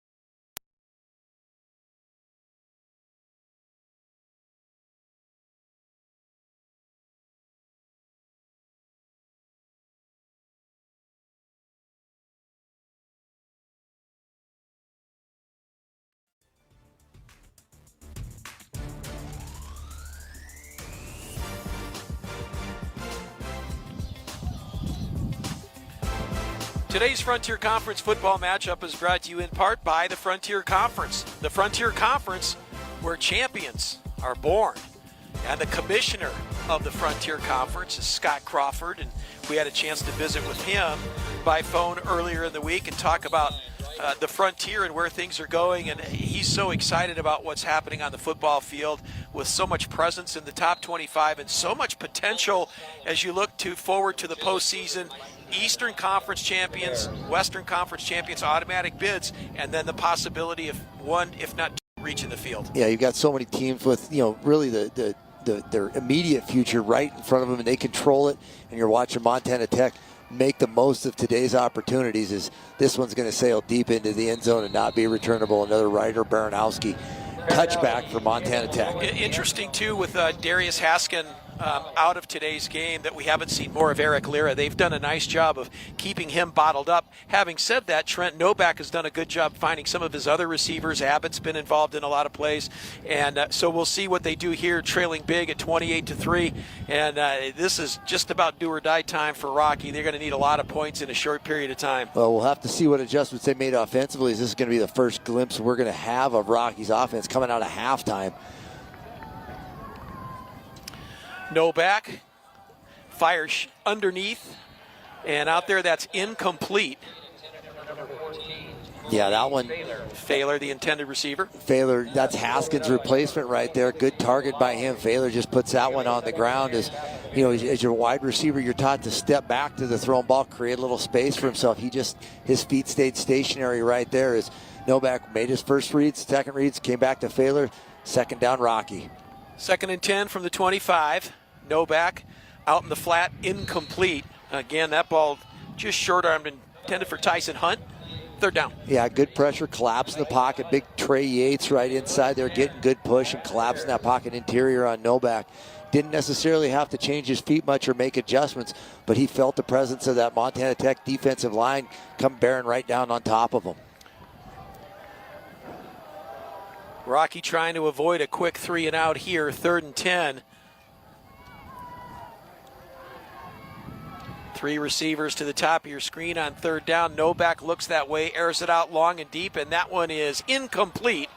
Intended for Eric Lira, but there's a flag at the 40-yard line, and I think we're going to get pass interference. Lira had a little bit of space on that one. That one, you see the effect of the wind here as the wind's at his back. Nobach throws a nice deep ball. That one just carried a little bit long, but a little bit of contact downfield, draws the flag here for Montana Tech as they've been bitten by the penalty bug here in the second half. Well, you remember the first meeting over in Butte back in September that Montana Tech won, and Rocky trailed big in that game, got down 29-6 in the first half. Rocky came back, actually got it to within 4 points before Nobach went out with an injury. So the penalty takes the ball up to the 40-yard line in the first down. Nobach, again, airs it out for Hunt, complete inside Tech territory and a first down. Yeah, great job by Hunt maintaining body position on the defender. That was Thompson in coverage right there. Hunt just bodies him up, and Nobach able to, very accurate with that pass, puts it right between the 8 and the 0, and it gets another first down for this Rocky offense. Bears on the move here. Tuff Adams tries the left side, but wrapped up and taken down. Great tackle by Kellen Beller. Yeah, the linebacker right there just shoots a gap, and Adams was right there waiting for him, and Beller able to wrap him up and bring him down for a short loss on the play. So the run game's still a little bit of a challenge for this Rocky offense, but still committed to it nonetheless. Beller, the sophomore from Stevensville, Montana. Levi, Yellow Jacket. Oh, there's a lot of good players come out of Stevensville, Montana over the years. Oh, nice slant inside to Lira, and Lira with the catch. Taken down by Gonzer. Well, Lira's one of those wide receivers where you see him before the game, and the dude looks like a running back. He really does. A little bit shorter stature and very, very stout. As you see him right there with the, watch the hands right here, Chris. Ball's low, out in front of his body, makes a catch, and then makes the first guy miss, drags the second guy with him, third guy bounces off. Gets another first down for Rocky offense as the senior making some plays for this Rocky offense. First down from the 36. They get it out to Adams out of the backfield, who breaks a tackle, still on his feet. Adams takes it all the way down inside the 20-yard line, and a first down for the Battling Bears. Are not dead yet. As you see, Tuff Adams making Damon Burns miss on the tackle, the angle tackle. Burns slips off. Adams gets scooting down the field. So this Rocky offense had some life, made some good adjustments. There's a little life left in these Battling Bears. Gain is all the way down to the 15 and a first down. Good looking drive for Rocky. 6:20 clock running here in the third. Nobach rolls out to his right. Now fires into the back of the end zone. Ball is up and caught but out of bounds. What a sensational catch by Jacoby Failer, but out of bounds. Second down. Failer made the early mistake here.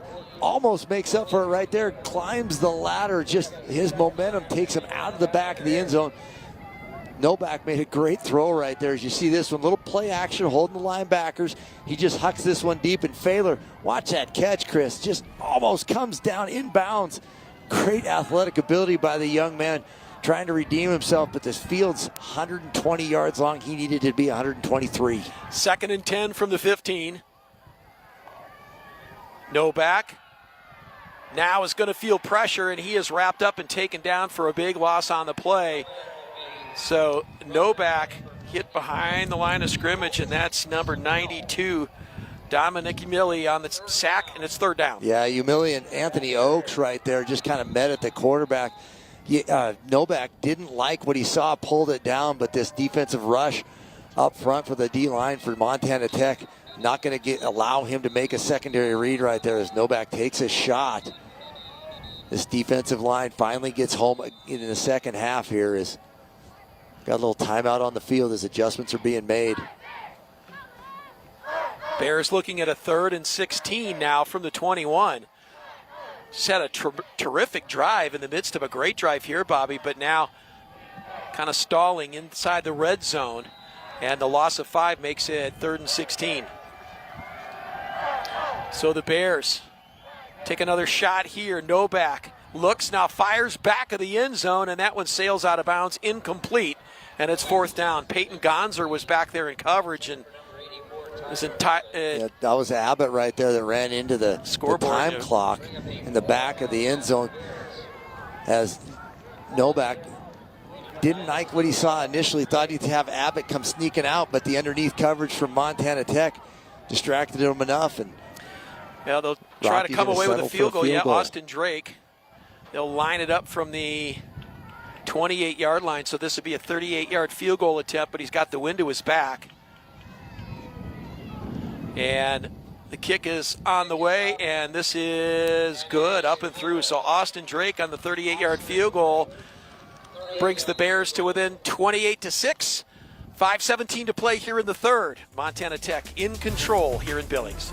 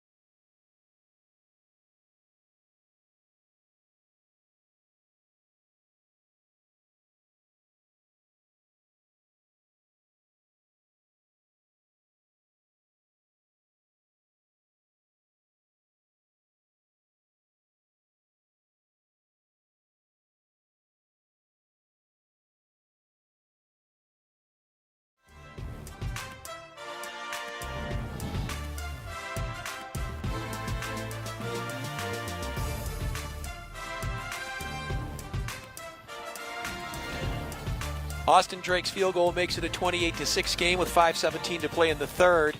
They just announced, Bobby, over the loudspeaker that the concession stand is closing at the end of the 3rd quarter. So if I put my order in now, could you run down? And I'm not doing much anyway. Might as well. I'm just sitting up here. You're the fashion police, and we got some dietary needs. The play-by-play guy's hungry. Can we get a hot dog and some popcorn? Jordan Legg to put a foot into it. And this will send Torgerson back into the end zone, and Montana Tech now takes over on offense in a 28-6 game. And this is where, when you have such a great running game with Wykece, Johnson, and Milanowski, this is when you want to use it, right? I mean, you want to use your clock, run the football, take time off. That first drive of the third quarter, they used nearly 6 minutes. Didn't come away with anything, but used nearly 6 minutes. Well, I mean, and then when they punted the ball away, they get it on a turnover by, a drop punt. But, you put it on the back of your offensive line, which has been so consistent for you all year, and it really starts up front for this Montana Tech team on both sides of the ball. But this day has been pretty darn perfect for the Orediggers. Well, they've been good all season. One of the big reasons they are 8-0. And Tech more than willing to stay on the ground as Wykece Johnson takes the carry. Miles Wells in on the stop. There's some good battles going on up front inside between between John Aragon and some of those guards in the center for Montana Tech. And we don't necessarily talk about those battles going on, but it is so physical up inside, and all day those guys have been pushing and shoving all day, whether it's Dakota Sage, John Aragon, Jordan Latson-Davis for this Rocky defense. They've done a nice job, but this Montana Tech offensive line's been too much all day as we watch Wilson just taking it over the left side right there. Gets to the corner. He's got some speed. He does have a little bit of juice, and that time does it all on his own. Gains the edge, takes it down close to first down yardage. It's going to come up just a little bit short, be 3rd and 1 here. As Montana Tech happy to keep it on the ground today as the wind continues to blow and the clock continues to roll. Talked about some of those big boys up front for Montana Tech. Guys like Cole Dawes, Chase Meyer, Walk Up. They have been so good all season long. They don't get enough credit. You got a Butte guy, man, in the center position, and Zach Tierney, great Butte name, the Tierney family, longtime Butte folks. It's funny how that works at Montana Tech. Keeps a lot of those kids at home, don't they? Oh, yeah. Well, I mean, there's an old saying at University of Montana. They had a whole roster full of Butte guys when Coach Reed took over right there.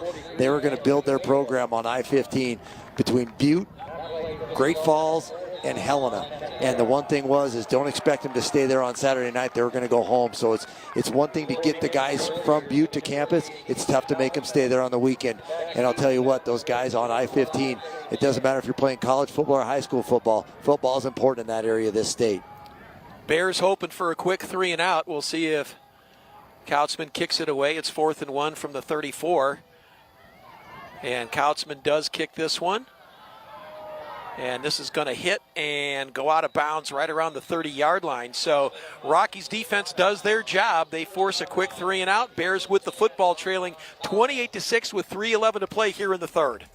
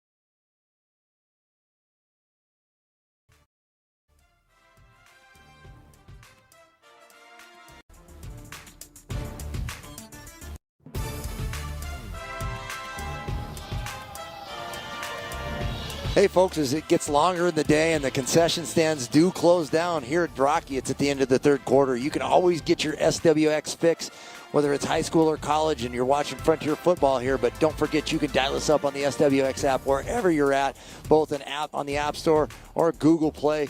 You can find us on those places, and you can dial us up wherever you're at. We're happy to entertain you with Frontier Conference action.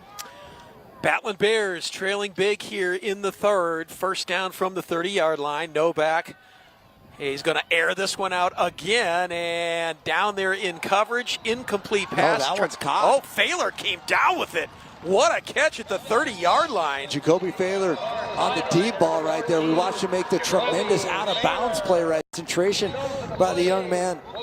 The freshman comes up with it, just a jump ball situation right there. Thaler in good position, falling down, puts his hands up, able to pluck that one out of the air, sets up Rocky in great field position as this drive opens with a huge explosive play. Nobach. Oh, big pressure there, and he takes a shot at the 45-yard line. Yeah, Damon Burns finishes that one, and Nobach finishes on his back as he's slow to get up. Yeah, he took a shot right to the head as he was brought down. That's one of those things where it doesn't look like that devastating a blow as he's holding his head right there, but that whiplash effect off the fake grass, any stadium you're at, that's a terrible thing to have because you're swimming a little bit. So well, you know when you see the head bounce off the turf like that, that's when you really feel concerned. But they leave him in 2nd and 10 from the 30-yard line. And Brock Ping with a nice burst up over the right side, first down. Able to find a little bit of space on that right side, gets small through the hole, gets explosive north and south. He's near a first down yardage right there, down towards the 20-yard line. You watch the hit right there on Nobach. Watch the head there, Chris, as it disappears, but it bounces right back up into our screen. Those are, I mean, it just looks like you're falling down, but your head, neck's not that strong. Not that strong. Those helmets are very, very heavy. The Bears it was a gain of 9, so 3rd and 1. As you watch Nobach continuing to, kind of gain his facilities back here. Rocky did call a run play right there as Nobach. We watched the head come off the turf there. Flag on the play, got holding, or no, they just did a procedural play on the defense right there. So the penalty against Montana Tech gives the Battling Bears a first down in the red zone now from the 16-yard line. Yeah, I think they got number 25, Cole Graham, on his defensive end spot, coming out a little bit early there. So the Bears refusing to go down in this one just yet. Ping is taken down in the backfield. That's just a great play defensively. That's Jace Thompson, the safety, Thompson, yeah. Coming down on the little bit of a run blitz right there. Stays home and under control. CB big Anthony Oakes right there in his defensive line spot, but Thompson, his dad's a Frontier Conference guy, played at Western Montana College. Jory was an All-American, and his son not far from that tree, although Jory was a middle linebacker. His son knows how to tackle from Fort Benton, Montana. Big play there for the Ore Diggers. And here's pressure on Nobach, who fires into the back of the end zone for Lira, and Lira brings it in for the touchdown. What a pass from Trent Nobach to Eric Lira, and the Bears strike late here in the third. That ball hung in the air forever, Chris. Lira was waiting for it, and as you just watched it play, it was almost like it was in slow motion. Lira was wide open as you see this one coming right into your living room, puts it right down in the corner, a little double move action as Lira able to haul that in just before contact, comes away with 6 for Rocky Mountain Colleges. Looks like they've scored on their first 2 drives of the second half, and there you see Sunshine in your video going to sit down and get everything back under control on the sidelines as Rocky Mountain College's offensive adjustments, just with the doctor dialed up as they get their first touchdown of the day, as Nobach keeps some composure after taking the hard hit right there and delivers a strike to Eric Lira for Rocky as they draw ever closer, 12-28 here at home. So much like the game in Butte where Rocky got behind, big in the first half, made it really close with a strong second half, and now trying to do the same thing here in Billings. Difference is they were in a much bigger hole today than they were over in Butte, but they've cut it now to 15 at 28-13. So still a 2-possession game with 1:27 to play in the third. Yeah. Bears have scored 10 unanswered here. Yeah, as we get a couple of other things going on, trying to find out if the White Hats Mike is happening. The other thing that hasn't happened is Rocky Mountain College hasn't had a ball blow off the tee, just one of those side bets that people have going in the tailgate, Chris. But here we go as Jordan Legg kicks her deep. This time it could be returnable. Yeah, Torgerson might want to bring it out, and he does. Torgerson at the 10, stays on his feet, and now wrapped up, taken down. Flag comes in at the 20-yard line. And we'll wait and see what this one's all about. Well, the wind's kind of switched, and this one is Ryder made that open field tackle on Torgerson. That doesn't happen very often, but the wind has gone from more of a southerly wind and kind of coming out of the east, or coming out of the west here, blowing eastward. Ball didn't carry quite as far.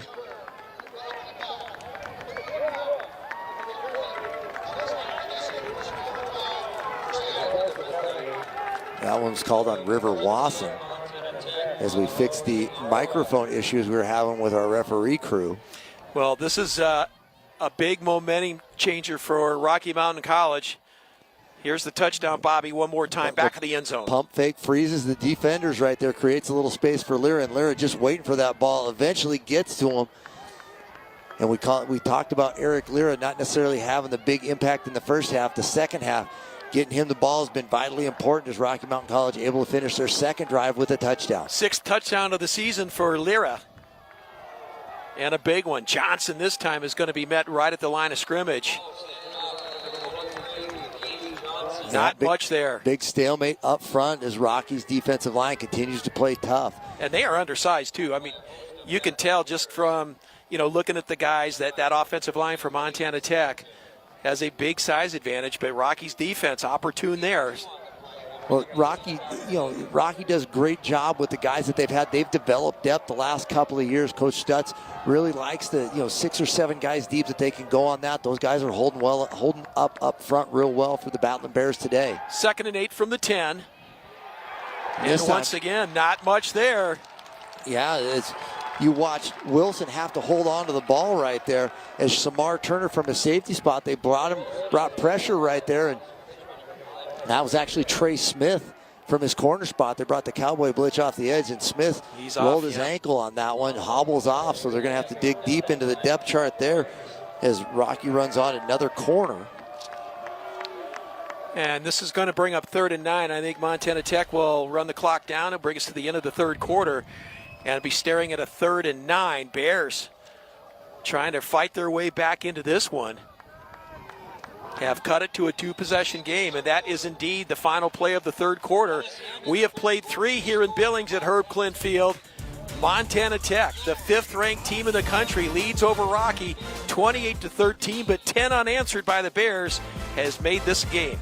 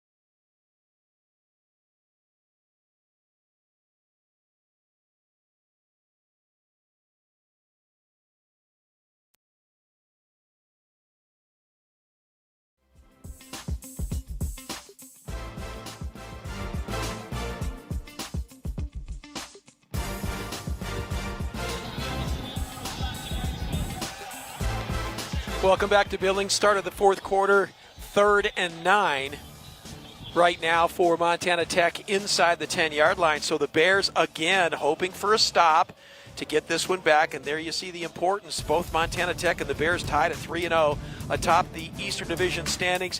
Montana Tech with margin of error, none to run the table to capture the East and get into the postseason.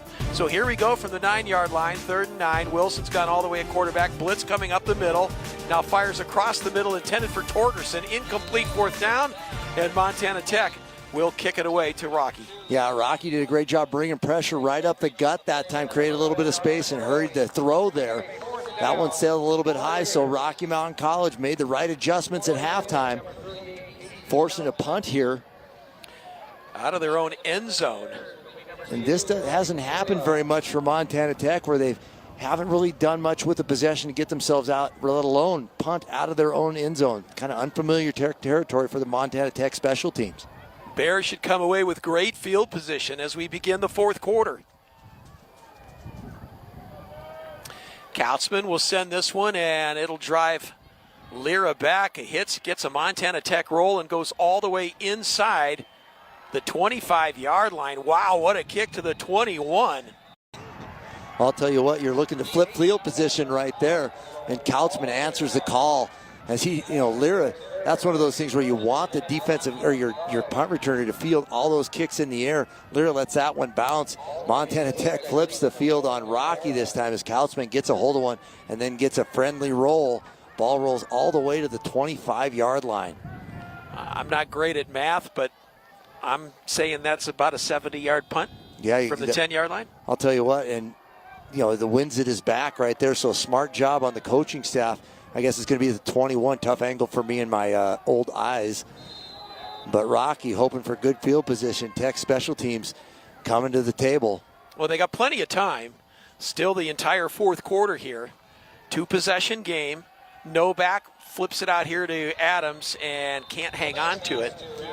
Incomplete, 2nd down. Yeah, you talk about tough balls to throw. That's always tough. And if you're an offensive coordinator or quarterbacks coach, that's one of those you want to deliver on the front side there. Nobach kind of into the wind as that one's pushing against it. Adams had to reach behind him right there. But, you got that Tech defense coming downhill. Might be better off not catching that one as he was about 7 yards behind the line of scrimmage. So that might be one of those fortuitous drops that you don't hear much about in college football. 2nd and 10 from the 21. Nobach. Straight, now feels pressure and falling down, tries to get it to Adams, incomplete. Brings up 3rd down. Yeah, he had a bunch of guys at his feet, had his leg being held onto as he was trying to throw that one. Talk about an off-platform throw as Tech defender back there couldn't get a number on the young man, but he was just hanging on to Nobach's legs. Boy, Trent's taken some shots today. I mean, he has been hit and hit repeatedly. Of course, he's had some sore ribs. He's been out nursing injuries, but he has taken a beating, but he's gone all the way today. 3rd and 10 from the 21. That was Anthony Oakes and Graham there. He's a tough dude. Nobach looks across the middle. This one's batted down, 4th down. Yeah, great job by that Tech defensive line. We're going to get to him, just kind of a quick drop, but one of the things you teach your defensive linemen is we see Tell Arthur, that might have been his big paw coming up there, the linebacker who was all over the field when we were in Butte. Made a big tackle in the first half, knocks that one down. So Tell Arthur from his linebacker spot jumps up, gets a hand on that one right in the middle as that one gets tipped and falls to the ground for a change for Rocky Mountain College. So many tip balls for Rocky falling to the one, falls harmlessly to the turf as the punch crew is out for Rocky. So Jordan Legg will kick this one away, end over end. Torgerson will let it hit. And it will roll dead to the 31-yard line. So a missed opportunity for the Battling Bears. They completely flipped field position, had a chance, down 28-13, but a 3-and-out now gives the ball back to Montana Tech. Well, Casey Kautzman in that punt kind of reinvigorated that Tech defense right there. They were anticipating being set up closer to the 50, kind of fired up when that ball rolled close to the 20-yard line right there. They bowed their backs up. Defensive line came to play as we saw Cole Graham make a big play, and then Tell Arthur finishes it off with the batted pass. So no harm done by this Rocky offense. It's Tech's offense's turn to see if they can do some damage. Nate Milanowski in the backfield for Montana Tech on 1st down from the 31. And Wilson Fires to a wide open Derek Pierce across the 40-yard line to the 46 and a first down. Yeah, Wilson had a Rocky defender right there in his face as Sean Tuddy was coming down.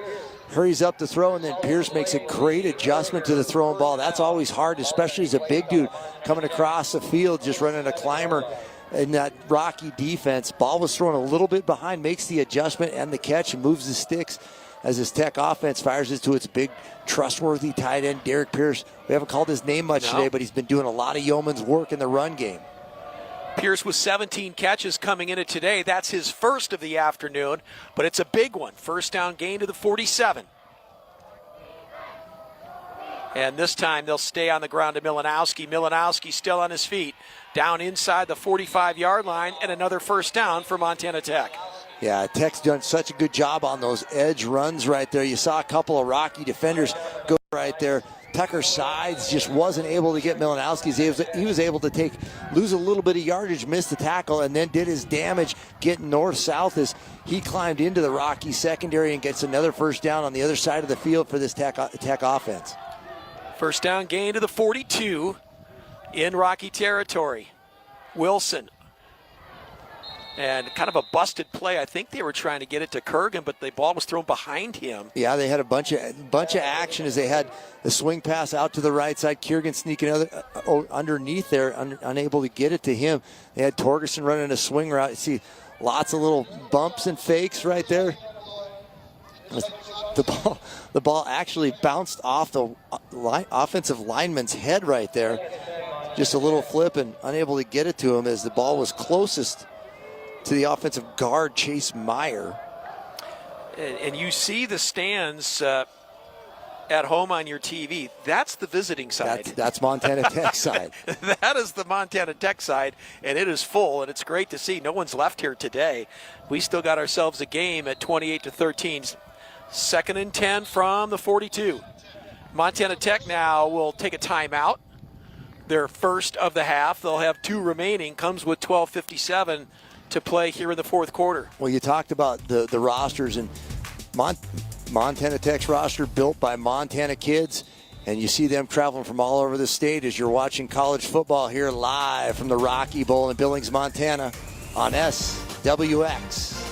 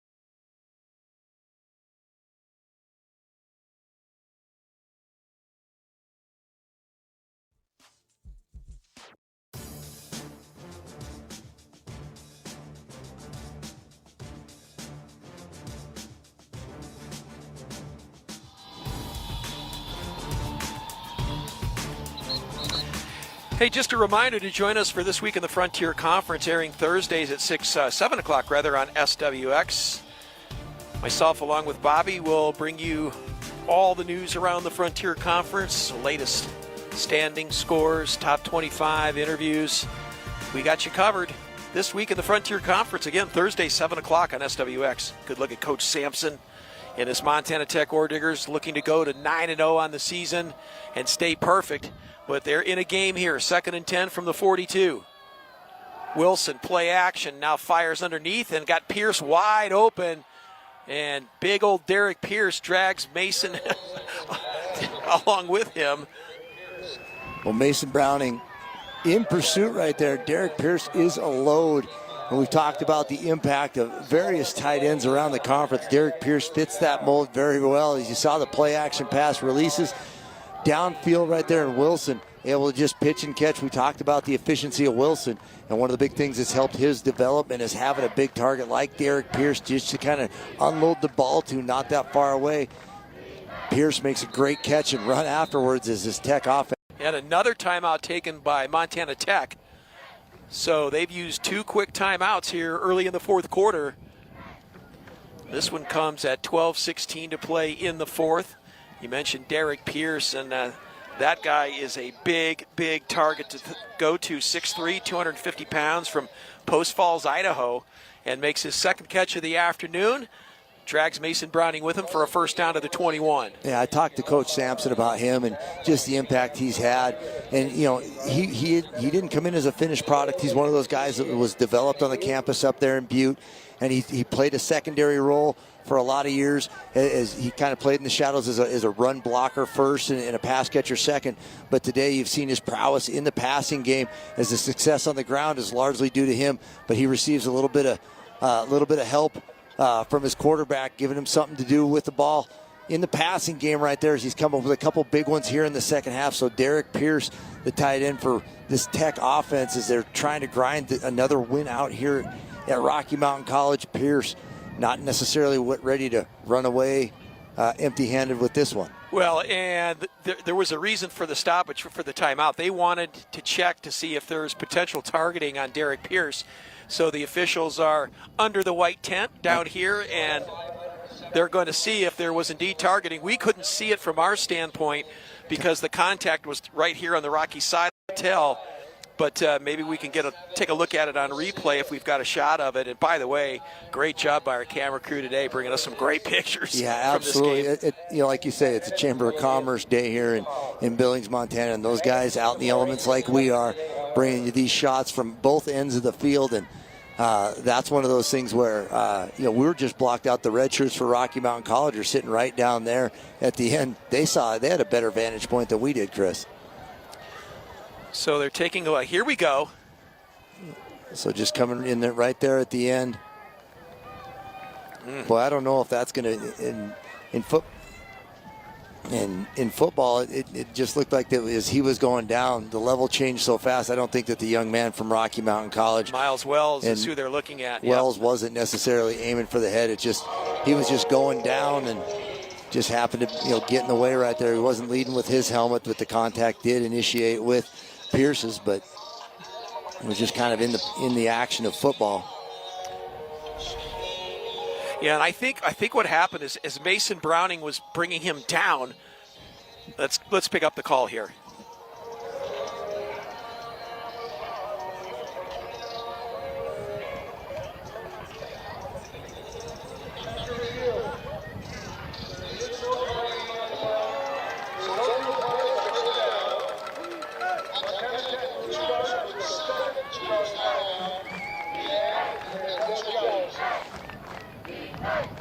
So that one came from the sideline. I thought there was a little bit of confusion over there. Kyle Sampson wanted to check for targeting on that call, so his request was granted. Cost him a timeout, but Rocky gets away unscathed on that call. No targeting on that one. That was just a good football play. Guys traveling well to the ball. Still comes away with a first down. No targeting called. Another set of downs for this Ordigger offense. So 1st and 10 from the 21 for Montana Tech. Even a field goal right here would make this tough for the Battling Bears and make it a 3-possession game, but they would love to get into the end zone for a little insurance. And they get it to Torgerson, who breaks one tackle, and then he is absolutely stoned on a great individual tackle. Torgerson on the carry. And then that's Tayshawn Mix from his corner spot right there, just kind of stays home. And the ball did come out there, but as you hear the official for today's game making the call right there, but Hicks just staying home, sees Torgerson appear right there and just brings him right down. Ground can't cause a fumble, can cause an incompletion, but right there's a good example of a good play, good officiating by this Frontier Conference crew. Gain of 5, second and 4 from the 15. Wilson on the give. Milanowski spins forward. Late flag comes in. Milanowski's right at the first down marker, but hold on. Cade Reynolds got up. He knows what the call is going to be. Holding.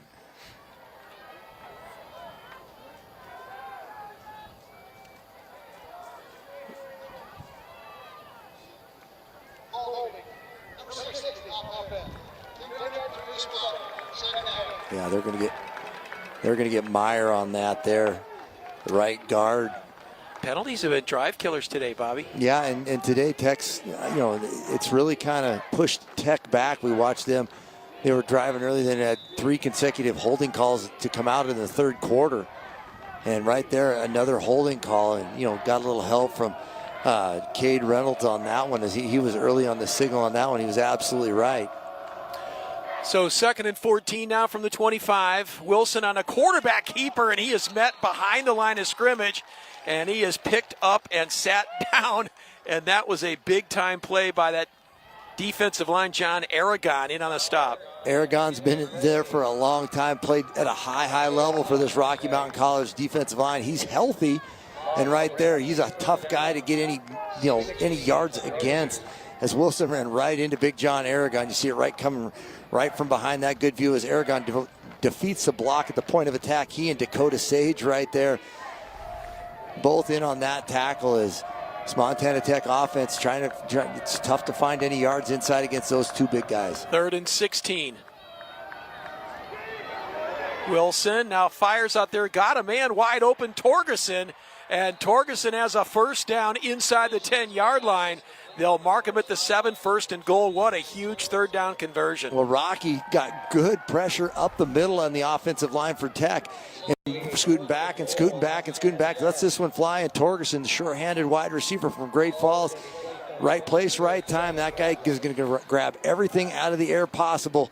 That selfish mentality has allowed him to have a great senior season for the Orediggers. Comes up again for the Oredigger offense. Another great set of downs inside the 10-yard line. Goal to go for the Orediggers. Yep, sets up another red zone opportunity now for Montana Tech. From the 7, Wykece Johnson, that defensive line. Not much there. They'll give him 2, so 2nd and goal from the 5.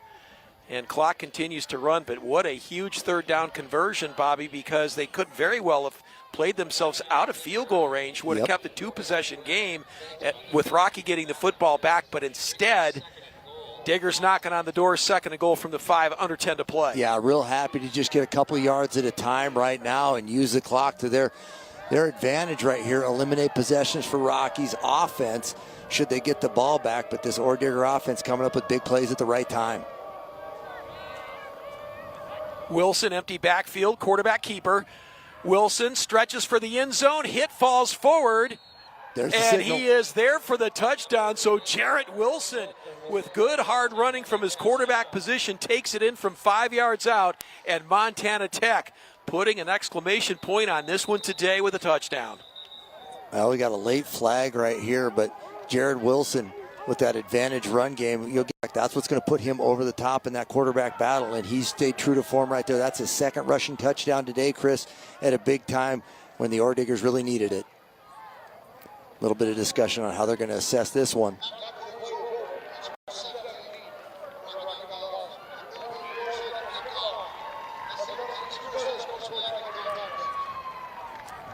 A little bit of pushing and shoving. Cade Reynolds, the offender right there, and that one will be assessed after this. Kautzman on for the extra point, and line drives that one through. So with 8:58 to play here in the 4th, Montana Tech now can breathe a little bit easier as they've opened up a 35-13 lead. Back with more Frontier Conference football here on SWX.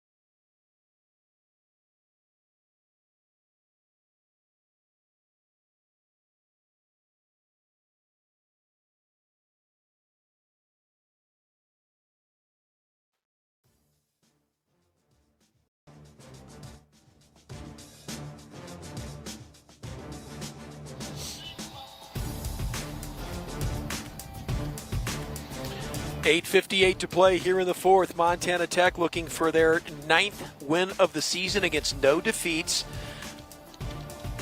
Kyle Sampson got his team playing well. Number 5 national ranking, depending on which poll you're looking at, of course. But, boy, Montana Tech is positioning themselves for not only a nice run in the postseason if they close strong, but also playing some games in good old Butte. Yeah, and that's one of the things he talked about. You know, this race to the end of the season. They got to take advantage of, you know, all the things that they need to do well offensively to, you know, continue their victorious runs, but more importantly, you know, keep their eye week to week so that they are afforded that luxury of playing in Butte, which is a tough to play no matter what time of year it is, even tougher if you get a little bit of weather. I'm sure Bob Green's here today. Oh, I haven't heard him. He's going to be happy. But could you imagine Keiser of Florida coming to Butte, Montana? It could happen. In late November. What a transition to seasons for those cats. Yeah, and that's just it. You know, when you talk about home field advantage, a lot of that's as you mentioned, just the geography of it and having to play. Here it is again, the touchdown. Wilson right there just does a great job running with his feet and then just jumping in the air. Ball comes out there at the end, but not before it crosses the plane. And he knows what to do with it. Both hands up, celebratory little dance around, get the ball to the official, and get to your sideline. Watch Nobach here. Lots of time there. Yeah, he's going collapses down. Yep, Nobach again is hit, and they're going to mark him 4 yards behind the line of scrimmage. So that's going to bring up 2nd and 16 back to the 21-yard line. And that one, Roland Trent, defensive lineman.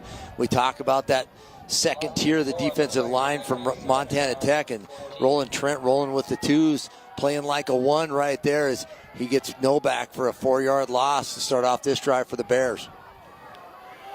Digger's coming with the ears pinned back here as Rocky forced to throw the football on every play. Nobach looks right, now comes back the other way. Ball may have been hit right as he released it, intended for Eric Lira. Incomplete pass brings up 3rd down. Yeah, Rock, with this defensive line now, just like you said, pinning their ears back, just trying to get upfield and keep Nobach in the pocket. They got pressure right in front. They had Tel Arthur showing pressure, not bringing it right there, just waiting for something to happen. And Tech's defensive mindset is to play coverage and rush the passer right now.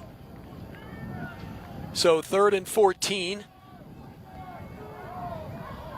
for Rocky. 8:15 to play here in the fourth. Nobach again, this time fires underneath, got a man wide open. It's going to be short of the first down. Nice catch by Tyson Hunt. But Hunt is going to be 3 yards short. 3 yards short of a first down. Yeah, good play. We've seen them run that a couple of times. The offense is going to stay out here as this is a must-score situation for Rocky. Trying to get it back within 2 scores here. With this Rocky offense, been game all day, been battling from behind after the first drive by the Tech offense. So here we go on 4th and 3. And now movement on both sides. Flags come in. Dom. Always a lot of finger pointing going on. Yeah, well, Dom Umieli was right in the middle there. All right, so the Bears pick up the first down on the penalty. And that will move the ball up to the 38-yard line and a first down. Well, Nobach right now just asking for a little bit more time. Half a count here, half a count there. As you just see it right in the middle right there. He made contact. They didn't need the offensive guard to jump there. Nobach. Incomplete pass intended for the backup tight end, Chance Goltz. Yeah, right there from his defensive safety box there, Justin Weber, the redshirt freshman, able to make a nice play with the offhand and pass defense right there. So as you see him right there just standing in your screen, young man out of Pasco, Washington, making the play defensively for the Diggers. 2nd down. Nobach going to throw it out here on the deep out, and Peyton Gonzer's there for the interception. We've seen that story before. Yeah, we have, haven't we? Young man's got a good feel for what's happening offensively, and you see that thing looked open initially, but Peyton Gonzer just with his drop in the secondary underneath that route, able to pick that ball out of the air with his hands. Young man's been very opportunistic for this Ordigger defense. Comes up with a big turnover right there and kind of shutting the door here for the Rocky Mountain College Battling Bears today is Peyton Gonzer, a guy who's made a number of key plays. The figures makes yet another one here in Billings today. Peyton Gonzer and this Ordigger defense playing tough here late. Another Great Falls kid. Yep, absolutely. Another Great Falls. So first down for the Diggers from the 49. I expect a lot of handoffs here with 7:11 to play. No, Wilson's going to throw. What do I know? And he's got Torgerson wide open. And Torgerson hauls it in inside the 20-yard line. And a first down for Montana Tech. Yeah, Sean Teddy gets up. He's a little bit frustrated right there. Thought he'd have a little bit of help with that play action. Thanks to the very efficient, very powerful run game. Allows Torgerson to get behind right here. As you see him just throwing one up, Torgerson runs underneath it. Teddy able there to stop him, but not before the Ordiggers. Big explosive play, and I think now, Chris, you're going to see that ball in the stomach of Wykece Johnson right here is Montana Tech trying to eat more and more clock here as the clock ticks under 6:30 to play.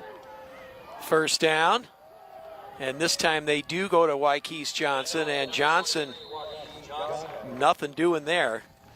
No gain on the play, so call it 2nd and 10. Yeah, Rocky defensively there. Had Landon Cannell there in his defensive spot. They say he plays safety, but he's dropped down into the box playing linebacker today. As Montana Tech taking time, off the clock, not allowing this Rocky offense back on there. Tech's been in this position a lot this season, just trying to be able to get out of here with a win.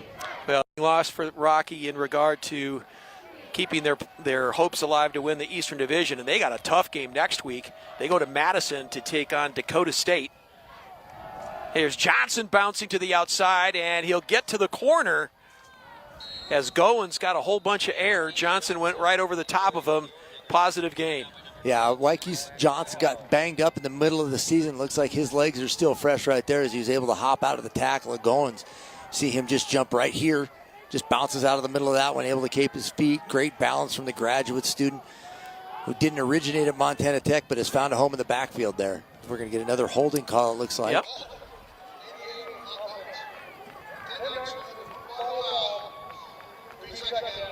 So Derek Pierce been doing a great job right there. Gets called for the holding call, so a negative play. This time backs up the Ordigger offense. They'll start their second down, try it again here from about the 25-yard line. One of the things that we've seen, Bobby, in the games we do, and I don't know if it's just coincidence or what it is, but it seems like a lot of the games we've done, there's just been such a huge amount of penalties late in the game, fourth quarter penalties. And we've had a lot in this game too, especially late in the third and on into the fourth quarter. And this is going to back Montana Tech up to the 24, make it 2nd and 19. And now another timeout taken by Montana Tech, and that's their final timeout. They burned up 2 early in the fourth quarter and now use their third one. Well, I think, to your point about penalties late in the game, guys get tired, right? They get extended. Yeah. They start holding on. Those are easy calls, especially on the edge of offensive plays and in the run game. And it's a lot easier for officials to see that. And guys, stop moving their feet. That's one of the things that coaches harp on is when you engage with a defender through contact, and the more tired you get, the more apt you are to make those silly mistakes. And Derek Pierce, he's been working his tail on the edge of that offensive line. And he's been the beneficiary of catching some balls late here in the second quarter, extending drives for this Montana Tech offense right there. Just kind of grabs a hold and drags the guy down as you see Coach Stetstream right there trying to find a little magic here late in Billings. Well, it was that last touchdown that really sealed it for Montana Tech to put them up 35-13 as we're down to 5:15 to play here in the fourth. Again, Montana Tech out of timeouts, not that they need them at this point, but we'll see what they dial up on 2nd and 19. They've been aggressive offensively. We thought maybe they'd just try to run the clock out, but they've been winging it around. And this time they're going to go back the other way on the reverse. And talk about a great play. Dialed up and just short of the end zone down to the 1-yard line. It looked like they were going to go to Torgerson, then flipped it to Dylan Snyder, and Snyder takes it all the way down inside the 5. Well, Coach Sampson on that timeout drew something up pretty sweet right here. Yeah. As you see the the reverse as it comes underneath the Snyder right there. A lot of action to Torgerson. They've been consistently giving him that. That's another thing you got to prepare for defensively in the coming weeks, as it looks like he almost stayed in bounds right there. You saw the official point to the sideline where it went out of bounds, but he sets up Montana Tech with goal to goal inside the 5-yard line. First and goal from the 4. Johnson back into the game. Johnson will get the call and stretches for the end zone, and he is up and in. So Johnson, with some good hard running up over the right side and a couple of late fourth quarter touchdowns, has made this game look a lot more out of control than it was until the final 6 minutes, 41-13. Well, Wykece Johnson does something pretty special right there. You'll see it on the replay, as defensive lineman number 10, Jamari Madison, comes free off the edge, has Wykece Johnson dead to rights right there in the backfield. Johnson's jump cuts and then just races into the end zone right behind Madison. So Wykece Johnson, his legs coming back to him a little bit right there as we watch the kick sail through for another successful 7 points for this Ordigger offense, and they extend their lead here to 42-13 late. 42-13. Just watch that. You see Jabari Madison spins himself all the way around in a 360, loses him just for a second, but Wykece Johnson continues to be elusive for this Montana Tech running game. Johnson, as we said, 634 yards running the football coming into this game. Had a solid game today, so on the verge of going 9-0, 4-0 in the East, so they'll take control in the Eastern Division. Dakota State still hanging around with one loss, but Montana Tech will take over sole possession of first place with 2 weeks remaining in the season. But more important, keep that undefeated record moving forward and keep them in that top 5 in the national rankings. Well, if you're Montana Tech right now, just a lot of polishes as we see another ball fall off the tee for the Montana Tech special teams as Ryder Baranowski trying to find a way. That's kind of the only thing that's kind of gone against them today. Can't find a way to stay on the tee for him, and Ryder Baranowski's had to do it out with a holder rather than just the tee today. But this Montana Tech team looks really good headed into November, Chris. They do, and they're healthy for the most part. Got everybody at full strength and just clicking off the wins each and every Saturday now as we get close to the end of the regular season. Coach Sampson really building something special over at Montana Tech. And that healthy you talk about, a lot of times we see key players go down. We saw Rocky go into this one without their explosive playmaker Darius Haskins, which had to have an effect, if not for their offense. It really affects the way that the Montana Tech defense, had to play them, because you always got to keep an eye where Darius Haskins is. There's always the chance of that big play happening. And, young man with over 10 touchdowns this season as we watch. I think that's Tuff Harris. Yeah, Adams with the nice run to the 35, 36-yard line. Tuff Adams. Had to dig in the memory bank there. Tuff Harris, a great corner for Montana. University of Montana down there in Missoula out of Hardin, but that's Tuff Adams out of Helena. And new change at quarterback as Luke Holcomb has come in relief of Trent Nobach. And Adams busting through, still on his feet at midfield. Adams all the way down to the 41-yard line. What a great run. Living up to his name right there. Tough run, gets through that first initial wave, decides to punish a couple of secondary guys for the Ordigger defense. As you see it right here coming into your screen. You see him right here, lower his shoulder, runs through Peyton Gonza right there, and then Damon Burns gets the brunt of that collision. It's Tuff Adams. So Adams gets the carry again.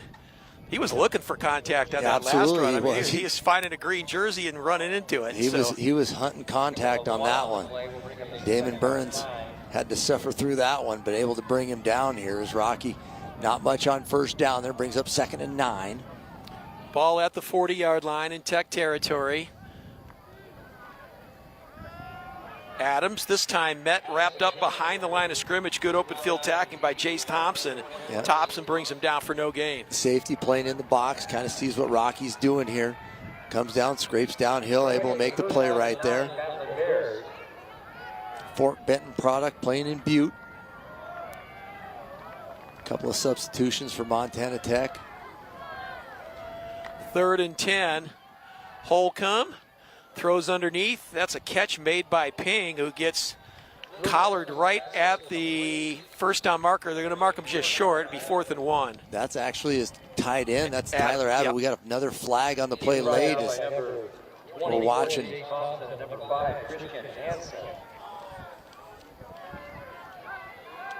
Personal foul. Thanks, fans, on the defense.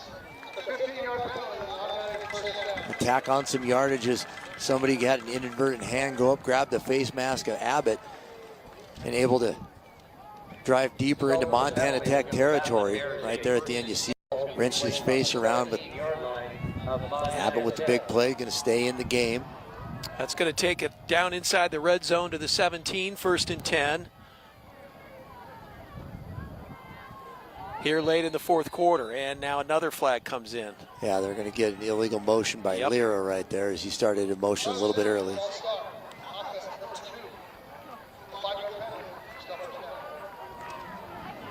So that'll be 1st and 13 now. Well, we talked about late in the game how things kind of unravel.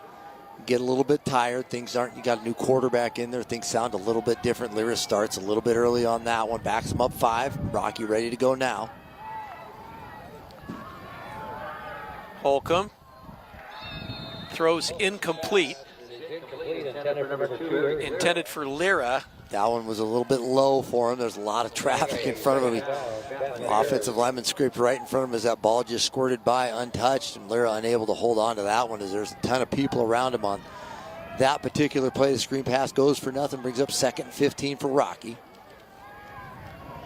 2:13 to play. Here comes blitz off the corner.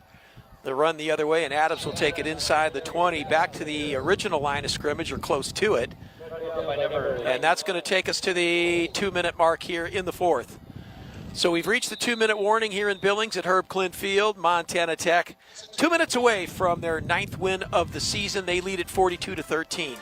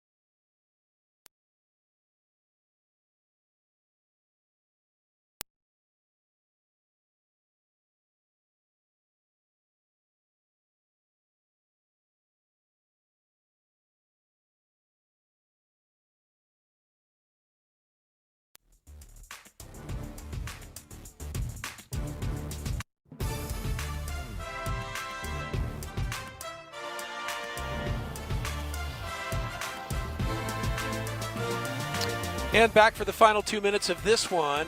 Montana Tech slamming the door on the Battling Bears' chances to win the East. As we told you, Rocky needed to win out in order to capture the East, but they will fall short. They're off to Madison to take on Dakota State next week, and Dakota State still very much in the picture. Luke Holcomb in relief of Trent Nobach. Nobach going to field this tomorrow. Holcomb fires across the middle, and that ball is thrown high. We've got a big one coming up next week on SWX to wind up the regular season, Bobby. Yeah, down in Helena, we've got Carroll College and College of Idaho. That for the Western Division crown right now, and Carroll College has continued to climb every week in the polls. They're up to number 8 last week. As you know, they have really built on top of the success of their quarterback, Caden Hewitt, and College of Idaho has just been consistent all year themselves, doing well in the polls in that tweener between 10 and 15 every week. And Mike Morosky and his Chargers down trying to take care of business in Caldwell today as they had the late start. They're just in the first quarter against Arizona Christian. Well, that, as you mentioned, Bobby, that is going to decide the Western Conference division between College of Idaho and Carroll. And boy, you talk about Carroll College and Caden Hewitt. You mentioned him and what a job he's done. And that team has just gotten better every single week. And Hewitt's really grown into his role as the starting quarterback. And he's taken over the leadership of that team. And the College of Idaho, always strong, always in contention, it seems. And so that balanced attack the College of Idaho runs largely on the legs of Riley Byington. Yep. You know, that running game is certainly going to be a problem for Carroll. It's going to be a great one next week in Helena. Don't forget to tune in on that one on SWX next Saturday. So we've got the Eastern Division, really the Eastern Division title crown right here today. And then next week we're bringing you a consequential game on the west side of the Frontier Conference, live from Helena there at Nelson Stadium. I see there's a family of rabbits right below us that are enjoying the festivities today. Well, I don't know if I've ever seen that before. My time at Rocky, we had a huge rabbit population, and the weird thing is they're not wild. They're domestic rabbits. They had a big problem in the 90s and early 2000s with people leaving their domestic rabbits on campus here. They thrive at the campus of Rocky Mountain College. Bunnies everywhere. Bunnies everywhere here at the Battling Bear, Herb Klindt Field here on Rocky's campus. So you have the family of rabbits, and then you have the mouse house across the way. We're sharing space with our family of animal friends. I've been gone a while, but some things just haven't changed. Yes, there they are. Look at those guys. All three of them just rolling around on the grass. Those are well-fed bunnies. It's Easter every day here in the college, at Rocky Mountain College. And folks, if you have any wild ideas, don't bring your bunnies to campus. Don't bring your bunnies to campus. Victory formation for Montana Tech. Hey, never easy to win on the road, and this one was not easy for Tech until some late touchdowns made this game look a lot farther apart than it actually was, as the Bears had got within 2 touchdowns in the third, but then Montana Tech pulls away in the fourth quarter, had some big plays, and this one will tick down, and it's 9-0 for Montana Tech, the 5th-ranked team in the country. Battling Bears will fall to 3-5, and their first loss in the Eastern Division as they're set to go on the road next week. Still a lot of games left for Rocky Mountain College. Can't let this one get your dauber too far down, as you got Dakota State in Madison, a place where Coach Stutz has never been. We talked about that. That's one of the places you're pretty familiar with, the Frontier Conference. He's looking forward to a new place, some new faces next week. Got to find a way to get back on this one. Maybe get Darius Haskins back, as he was questionable late into the week. But that had a dramatic effect on the outcome of this one, as the Orediggers continued to 9-0 and really in dominant fashion late, as they were able to start fast and then more importantly finish this one as their run continues through the Frontier. Well, on a big chunk of offense out of this game with Darius Haskins, he is the equivalent of Levi Torgerson for Montana Tech, and without him, it takes away a lot of that big play capability. Still, the Bears moved the ball fairly effectively this afternoon, but this Montana Tech unit is so solid on both sides of the football. They can run, they can pass. Wilson's gotten better, I think, every week as the season. We saw him back in September especially. Very comfortable running this offense, and they may stumble a little bit throughout the game, but they never fall, and they haven't fallen short yet this year, as Kyle Sampson really has this offense. We saw a lot of different variations and some things going on here. Is there's some eye candy for opposing defenses to break down, but Montana Tech continues its dominance through the Frontier, traveling on the road, playing well today, coming out on top of these Battling Bears here in Billings, 42-13. And don't forget, next Thursday, This Week in the Frontier Conference on SWX. Big thanks to our SWX crew today, directed by Tom Holmberg this afternoon. All the guys here responsible for the great job of running camera, giving us the pictures and sound from Butte, or rather from Billings. So for Bobby Beers, I'm Chris Byers. Thanks for watching. We see you at Carroll College in Helena. So long from Herb Klindt Field.